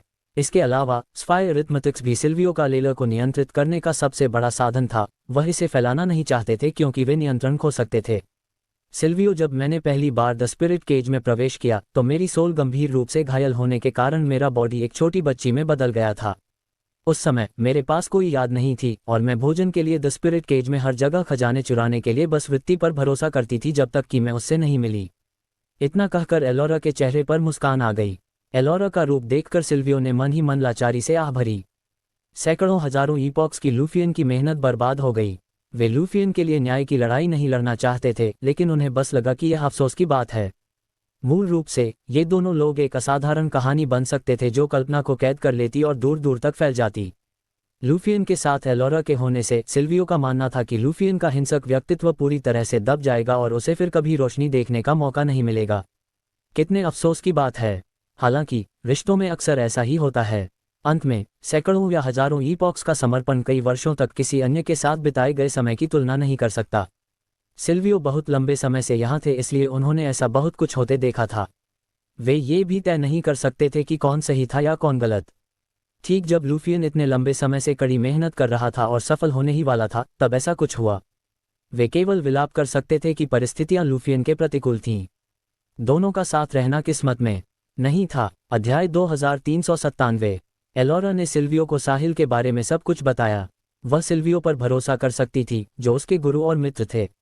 यदि वह उन पर भी भरोसा नहीं कर सकती थी, तो लेलर में कोई भी ऐसा नहीं था जिस पर वह भरोसा कर सके। भले ही सिल्वियो ने आज इस बात का जिक्र न किया होता, फिर भी एलोरा ने किसी दिन उनसे मुलाकात की होती और उन्हें साहिल के बारे में बताया होता ताकि वह देख सके कि क्या सिल्वियो के पास कोई समाधान है। आखिरकार लेलर में लूफियन को दबाने वाला एकमात्र व्यक्ति सिल्वियो ही था। कोई और इसके काबिल नहीं था। सिल्वियो ने एलोरा का परिचय ध्यान से सुना। उनके दिल की शंकाएं दूर नहीं हुई थीं, इसके बजाय वे बढ़ गईं। एलोरा के अनुसार साहिल नाम का वह लड़का बहुत उम्र का नहीं था, लेकिन उसने दिल खोलकर पैसे खर्च किए। वह बिना पलक झपकाए दसियों ट्रिलियन डॉलर्स खर्च कर सकता था। ओवरलॉर्ड्स के लिए पैसा अब महत्वपूर्ण नहीं था। सिर्फ ओवरलॉर्ड्स ही नहीं, यहाँ तक कि लेले की वे ताकतें जिनके पास पार्शियल ओवरलॉर्ड्स थे, उनके पास भी अटूट पैसा था। इस दृष्टिकोण से साहिल के पीछे कम से कम एक शक्तिशाली ताकत थी जिसने उसे खर्च करने के लिए इतना पैसा दिया था। वह युवा था, अमीर था और उसके पास बहुत मजबूत सोल पावर थी। लेला में उसके जैसे बहुत से लोग नहीं थे, लेकिन अगर वह सावधानी से जांच करेंगे तो वे उन्हें ढूंढ लेंगे। इस बात की बहुत अधिक संभावना थी कि साहिल किसी प्रमुख ताकत का सीधा वंशज था। सिल्वियो को जिस बात ने सबसे ज्यादा हैरान किया वह ये थी कि साहिल का साथ देने से एलोरा की सोल को कैसे भारी लाभ मिल सकता था। इसका लाभ खजाने खाने से भी अधिक था, क्योंकि यह उसकी सोल पावर को तेजी से बहाल कर सकता था। ये सिल्वियो के लिए समझना मुश्किल था। लेले के इतिहास में ऐसा पहले कभी नहीं हुआ था। सिल्वियो ने अस्थायी रूप से अनुमान लगाया कि साहिल का शरीर असाधारण था। उसके संपर्क में आने वाली किसी भी सोल को लाभ होगा। आखिरकार ब्रह्मांड विशाल था और अनगिनत प्रकार के शरीर थे। इसलिए एक ऐसा विशेष शरीर होना असंभव नहीं था जो पहले कभी नहीं दिखा हो। जब उन्होंने इस बारे में सोचा तो सिल्वियो की आंखें चमक उठीं। एलोरा के वर्णन से वे जानते थे कि साहिल नाम के उस युवक का व्यक्तित्व अच्छा था। वह अपने आसपास के लोगों के प्रति दयालु था। वह बेहद अच्छा था, खासकर एलोरा के प्रति। वह एक छोटी बच्ची की मदद करने के लिए बिना किसी झिझक के 500 बिलियन डॉलर्स खर्च कर सकता था, जिससे वह पहले कभी नहीं मिला था। उसके बाद उसने एलोरा के खाने के लिए अनगिनत खजाने खरीदे। इस तरह का व्यक्ति या तो मूर्ख था या वह वास्तव में बहुत दयालु था और उसका वैश्विक दृष्टिकोण था। क्या साहिल एक मूर्ख था? जाहिर है नहीं। यदि ऐसा था तो वह दूसरे प्रकार का था, और सिल्वियो इसी की तलाश में थे। एक मजबूत सोल पावर वाले व्यक्ति में काफी प्रतिभा होगी। उसे ढूंढने के बाद सिल्वियो उसे अच्छी तरह से तैयार कर सकते थे और उसे लेला का एक और स्तंभ बना सकते थे। बेशक, देखना ही विश्वास करना है। जहां तक विशिष्ट स्थिति की बात है, सिल्वियो को व्यक्तिगत रूप से साहिल से मिलना होगा और यह पता लगाने के लिए उसके संपर्क में रहना होगा। उसके चरित्र के बारे में सिल्वियो केवल एलोरा के एक तरफा बयान को नहीं सुन सकते थे। इसके बजाय उन्हें साहिल की गहरी समझ होनी चाहिए। साहिल का लूफियन जैसा दोहरा व्यक्तित्व नहीं होना चाहिए। जब सब कुछ ठीक होता था तो वह ठीक था, लेकिन जब वह सक्रिय हो जाता था तो वह एक पागल कुत्ते की तरह हो जाता था जो कुछ भी देखता था उसे काट लेता था। यदि एलोरा की बात सच थी तो सिल्वियो को साहिल को अपने एकमात्र शिष्य के रूप में स्वीकार करने और स्पाई रिथम तक सहित अपनी सभी क्षमताओं को सौंपने में कोई आपत्ति नहीं होगी, बशर्ते साहिल पर्याप्त प्रतिभाशाली हो। हालांकि अब समय नहीं था। वे रोबोशस और सोल डिवाउरर्स से निपटने के बाद फैसला करेंगे। ये दोनों रेसेस स्टार किंगडम के लिए बहुत बड़ा खतरा थीं। अध्याय 2398। इसलिए उन्हें इस पर ध्यान देना ही था। संयोग से वे इस अवसर का उपयोग ये देखने के लिए कर सकते थे कि लूफियन कितना छिपा हुआ है और आगे आने वाली चीज़ों के लिए तैयारी कर सकते थे। सच कहूं तो सिल्वियो लूफियन को उतना पसंद नहीं करते थे। भले ही वह प्रतिभाशाली था, लेकिन वह बहुत योजना बनाने वाला और चतुर था। अपने दूसरे व्यक्तित्व के अलावा वह एक टाइम बम की तरह था जो लेला में छिपा हुआ था। शायद किसी दिन वह फट जाएगा। सिल्वियो को चिंता थी कि लूफियन उस स्तर तक बढ़ जाएगा जहां कोई उसे हरा न सके। यदि ऐसा हुआ तो ये लेला के लिए एक अभूतपूर्व आपदा होगी जो रोबोशस और सोल डिवाउरर्स के आक्रमण से भी अधिक भयानक होगी। सिल्वियो ने लूफियन के दूसरे व्यक्तित्व को उसके लिए हटाने के बहुत सारे तरीकों के बारे में सोचा। दुर्भाग्य से वे हर बार विफल रहे। एकमात्र तरीका लूफियन को बहुत भावुक और क्रोधित होने से रोकना था ताकि वह अपनी भावनाओं पर नियंत्रण रखे। हालांकि एक बार जब उसे पता चल गया कि एलोरा के मन में क्या है और साहिल के अस्तित्व के बारे में, तो यह भावुक या क्रोधित होने की बात नहीं होगी। इसके बजाय वह पागल हो जाएगा। एलोरा, चलो चलें। सबसे पहले मैं तुम्हें तुम्हारा बॉडी बहाल करने और संयुक्त समस्या को हल करने में मदद करूंगा। उसके बाद हम वापस जाएंगे और लूफियन और साहिल के साथ तुम्हारे मामले को सुलझाएंगे, सिल्वियो ने कहा। ठीक है, धन्यवाद सिल्वियो। एलोरा झुकी और उसने उन्हें धन्यवाद दिया। सिल्वियो ने अपना हाथ हिलाया। उन्हें जो 3 काम करने थे उनमें से एलोरा को उसका बॉडी बहाल करने में मदद करने के अलावा, जो कि आसान काम था, अन्य 2 काफी कठिन थे। सिल्वियो को भी वे काफी पेचीदा लगे। एलोरा बॉडी को बहाल करने के लिए फॉर्मेशंस की व्यवस्था करने के लिए सिल्वियो के स्थान पर उनके पीछे हो ली। इस समय लेला में उथल पुथल मची हुई थी। लगभग सभी शीर्ष ताकतों को द स्पिरिट केज से संदेश मिले थे। द स्पिरिट केज में कोई खुद को एम्प्रेस एलोरा होने का दावा कर रहा था। जब प्रमुख ताकतों के प्रमुखों ने यह खबर सुनी तो उनकी पहली प्रतिक्रिया थी कि यह फर्जी है और कोई एम्प्रेस एलोरा होने का ढोंग कर रहा होगा। उन्होंने द स्पिरिट केज में भेजे गए प्रभारी व्यक्ति को डांटा भी। हालांकि इसे करीब से देखने पर कुछ सही नहीं लग रहा था। यदि कोई एम्प्रेस एलोरा होने का ढोंग कर रहा था तो वे 2 परिवारों को धोखा दे सकते थे। फिर उनकी प्रतिष्ठा के कारण धोखा खाई हुई ताकतें आवाज नहीं उठा सकती थीं। हालांकि द स्पिरिट केज के 8 मुख्य शहरों की सभी ताकतों को धोखा देने की इतनी हिम्मत कौन करेगा? क्या वह मौत को दावत देना नहीं होगा? वे निश्चित रूप से इसे छिपाने में सक्षम नहीं होंगे। फिर सबके मन में एक सवाल उठा, क्या ये वाकई एम्प्रेस एलोरा हो सकती है? चूंकि एम्प्रेस एलोरा 5 लेलर रूलर्स में से एक इसमें शामिल थी, इसलिए किसी ने निर्णय लेने की हिम्मत नहीं की। इसलिए उन्होंने जल्दबाजी में अपने परिवारों के ग्रैंड मास्टर को इसकी सूचना दी ताकि वे निर्णय ले सकें। ठीक जब प्रमुख ताकतों के ग्रैंड मास्टर्स चर्चा कर रहे थे कि क्या उन्हें एम्प्रेस एलोरा से पूछने के लिए टीम बनानी चाहिए, उन्हें 5 एम्परर्स के नाम पर एक आदेश मिला, 5 रूलर ऑर्डर। सभी पार्शियल ओवरलॉर्ड्स को बाहर आना था और तत्काल लेलर के केंद्र में इकट्ठा होना था। उस महाद्वीप पर जहां 5 ओवरलॉर्ड की मूर्तियां खड़ी थीं, वह लेलर की पवित्र भूमि थी। 5 रूलर ऑर्डर प्राप्त करने वाले पार्शियल ओवरलॉर्ड्स ने देरी करने की हिम्मत नहीं की, इसलिए वे तुरंत पवित्र भूमि के लिए निकल पड़े। इस समय लूफियन, वैलेंटीन और ड्रोगो पहले से ही पवित्र भूमि पर उनका इंतजार कर रहे थे। पार्शियल ओवरलॉर्ड्स अभी भी असली ओवरलॉर्ड्स की तुलना में काफी कमतर थे। ओवरलॉर्ड स्पेस, स्थान और दूरी को अनदेखा कर सकते थे, लेकिन वे नहीं कर सकते थे। इसलिए वे केवल आज्ञाकारी रूप से हाई डायमेंशनल स्पेस में यात्रा कर सकते थे। जल्द ही आधा महीना बीत गया। लेलर के लगभग सभी पार्शियल ओवरलॉर्ड्स आ चुके थे और केवल कुछ दूर के लोग ही रास्ते में थे। लूफियन, वैलेंटीन और ड्रोगो अपनी आंखों को बंद करके अपनी हजारों फीट ऊंची मूर्तियों पर बैठे थे। आने वाले प्रमुख ताकतों के सभी ग्रैंड मास्टर्स क्रॉस लेग बैठ गए और चुपचाप इंतजार करने लगे। किसी ने आवाज निकालने की हिम्मत नहीं की। अध्याय 2399। The Spirit cage. साहिल और उसके समूह ने आगे कुछ ही दूरी पर राजसी 100 मीटर ऊंचे द्वार को देखा। उस पर 2 विशाल शब्द खुदे हुए थे, एम्बर सिटी। वे आखिरकार एम्बर सिटी पहुंच गए, जो द स्पिरिट केज के 8 मुख्य शहरों में से एक था। वहां और भी बहुत से लोग थे, न केवल मनुष्य बल्कि कई अन्य रेसेस भी। साहिल ने दूर स्थित राजसी द्वार को निहारा। अंदर ही अंदर वह इस बारे में सोच रहा था कि एम्बर सिटी में अपनी योजना कैसे शुरू की जाए और पर्याप्त लैविश पॉइंट्स कैसे प्राप्त किए जाएं ताकि वह जल्द से जल्द अपनी ताकत और क्लोनिंग को अपग्रेड कर सके। आखिरकार Ember City the Spirit Cage के 8 मुख्य शहरों में से एक था, इसलिए लेवल 9 सिविलाइजेशन लेले की कई शक्तिशाली ताकतें यहां इकट्ठा होंगी। अकेले ये शहर का द्वार उन प्रथम श्रेणी और द्वितीय श्रेणी के शहरों के बराबर नहीं था। इसके अलावा साहिल ने रास्ते में जिस भयानक शक्ति का सामना किया था, वह शायद एम्बर सिटी से ही थी। मुझे आश्चर्य है कि एम्बर सिटी में उस जैसे कितने शक्तिशाली लोग हैं। अगर बहुत सारे हैं तो ये परेशानी वाली बात होगी। साहिल को अब थोड़ा पछतावा हो रहा था। पेबल्स वैसे भी चली गई थी, तो क्यों वह यहाँ आया? यहाँ आने का मुख्य उद्देश्य पेबल्स के लिए और अधिक कीमती खजाने खरीदना और साथ ही कुछ लैविश पॉइंट्स अर्जित करना था। अब जब पेबल्स चली गई थी तो उसे फेंक को इन तरीके से विकास करना जारी रखना चाहिए और धीरे धीरे लैविश पॉइंट्स जमा करना जारी रखना चाहिए। जब वह काफी मजबूत हो जाता तो वह जा सकता था। कम से कम जब वह वहां था, वह अजेय था, इसलिए किसी ने उसे परेशान करने की हिम्मत नहीं की। हालांकि एम्बर सिटी अलग थी। रास्ते में वह जिस शक्तिशाली व्यक्ति से मिला था, वह ऐसा व्यक्ति नहीं था जिससे साहिल निपट सके। भले ही वह अपने सभी साधनों और प्रयासों का उपयोग करता, फिर भी उसके पास जीत का कोई मौका नहीं होता। हालांकि चूंकि वह पहले से ही यहाँ था, साहिल ने चिंता करना छोड़ दिया। उसका रवैया बहुत अच्छा था और उसने फैसला किया कि उसे बस अधिक सावधान रहने की जरूरत है।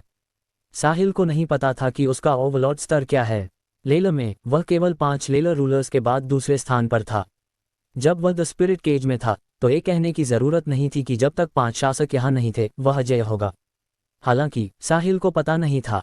अब वह एम्बर सिटी में स्वर्ग और पृथ्वी के खजाने खरीदना चाहता था।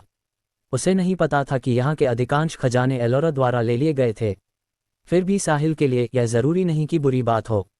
जितने कम खजाने उतनी ही ज्यादा कीमत। पेबल्स के जाने के बाद साहिल को जो चाहिए था वह पैसे खर्च करके लैविश पॉइंट्स प्राप्त करना था, न कि स्वयं खजाना। खजानों की कीमत का सिस्टम का मूल्यांकन स्थिर नहीं था, इसलिए यह बाजार के उतार चढ़ाव के साथ बदल जाएगा। खजानों की कीमत जितनी अधिक होगी, साहिल उतना ही खुश होगा, क्योंकि इसका मतलब होगा कि वह अधिक पैसा खर्च कर सकता है और अधिक लैविश पॉइंट्स प्राप्त कर सकता है। थॉर, जब तुम एम्बर सिटी पहुंचो तो तुम्हें अभी भी पुराने नियमों का पालन करना चाहिए। बाजार अनुसंधान करने जाओ और देखो कि हम कैसे शुरुआत कर सकते हैं और एक मजबूत पकड़ बना सकते हैं। दूसरी ओर बीनी, तुम्हें रहने के लिए एक अच्छी जगह ढूंढनी चाहिए। उसके बाद हम एक जगह खरीदेंगे और अस्थायी रूप से वहां रहेंगे। तुम दोनों पैसे खर्च करने से मत डरना। मेरे पास दुनिया का सारा पैसा है और अगर तुम ज्यादा खर्च करोगे तो मुझे खुशी होगी। साहिल ने अपने सामने एम्बर सिटी को देखते हुए निर्देश दिया। जी मास्टर साहिल, थॉर और बीनी ने एक साथ उत्तर दिया। एक और बात, एम्बर सिटी आखिरकार द स्पिरिट केज के 8 मुख्य शहरों में से एक है, इसलिए ये स्थान वायर से कम शक्तिशाली नहीं है। यहाँ आने के रास्ते में मुझे एक बहुत शक्तिशाली व्यक्ति के हम पर जासूसी करने का आभास हुआ। इसलिए चूंकि हम यहाँ नए हैं और हम इस जगह के बारे में ज़्यादा नहीं जानते हैं, हमें जितना संभव हो सके लो प्रोफाइल रखना चाहिए। बहुत दिखावा मत करो, लेकिन निश्चित रूप से हमें मुसीबत से डरना नहीं चाहिए। हम समझते हैं। फिर चलो एम्बर सिटी में प्रवेश करते हैं। योजना के अनुसार हम यहाँ लंबे समय तक रुकेंगे, इसलिए तुम सभी को मानसिक रूप से तैयार रहना चाहिए। चाहे आप कहीं भी जाएं, हम मरते दम तक आपके साथ रहेंगे, मास्टर साहिल। साहिल के बोलने के बाद उसने सबको एम्बर सिटी की ओर ले गया।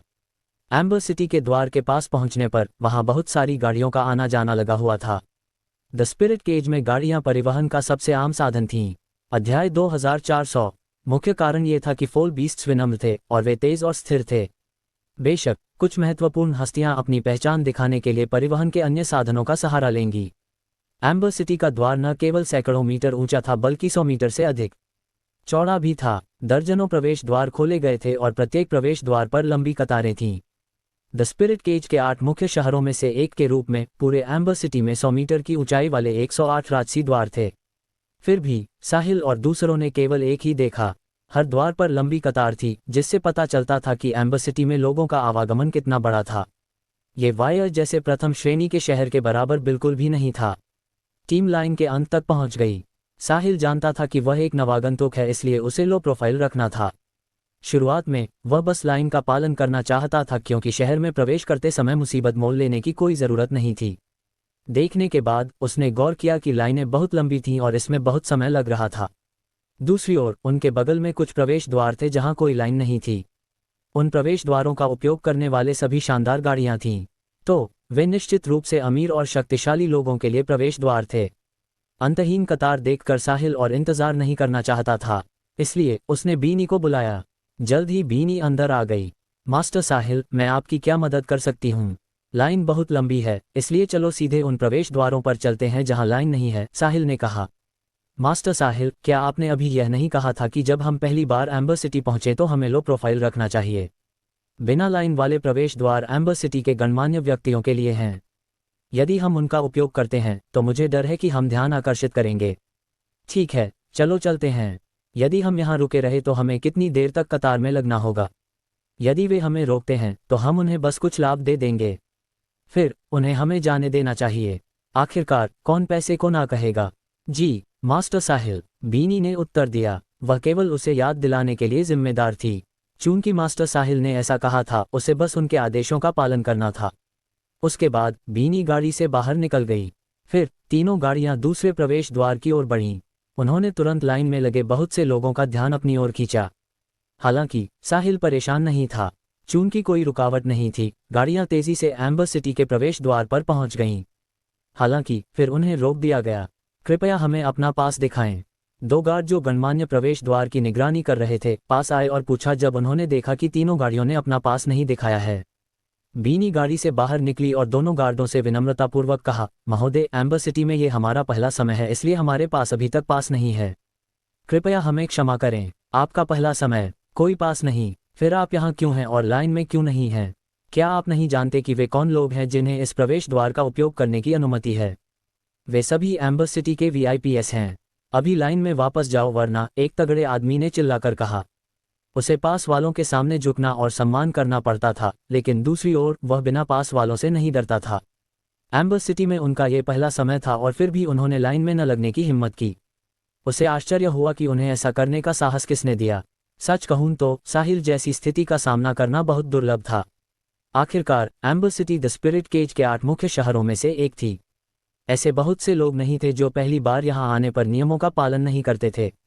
हालांकि इसका मतलब यह नहीं था कि ऐसा नहीं हुआ। हमेशा कुछ निडर लोग होंगे जो ऐसा करेंगे। दोस्तों, अगर आपको यह वीडियो पसंद आई है तो वीडियो को लाइक करें और नेक्स्ट पार्ट के लिए कमेंट कर देना और नोवेल एडिट चैनल को सब्सक्राइब कर लेना। Thank you.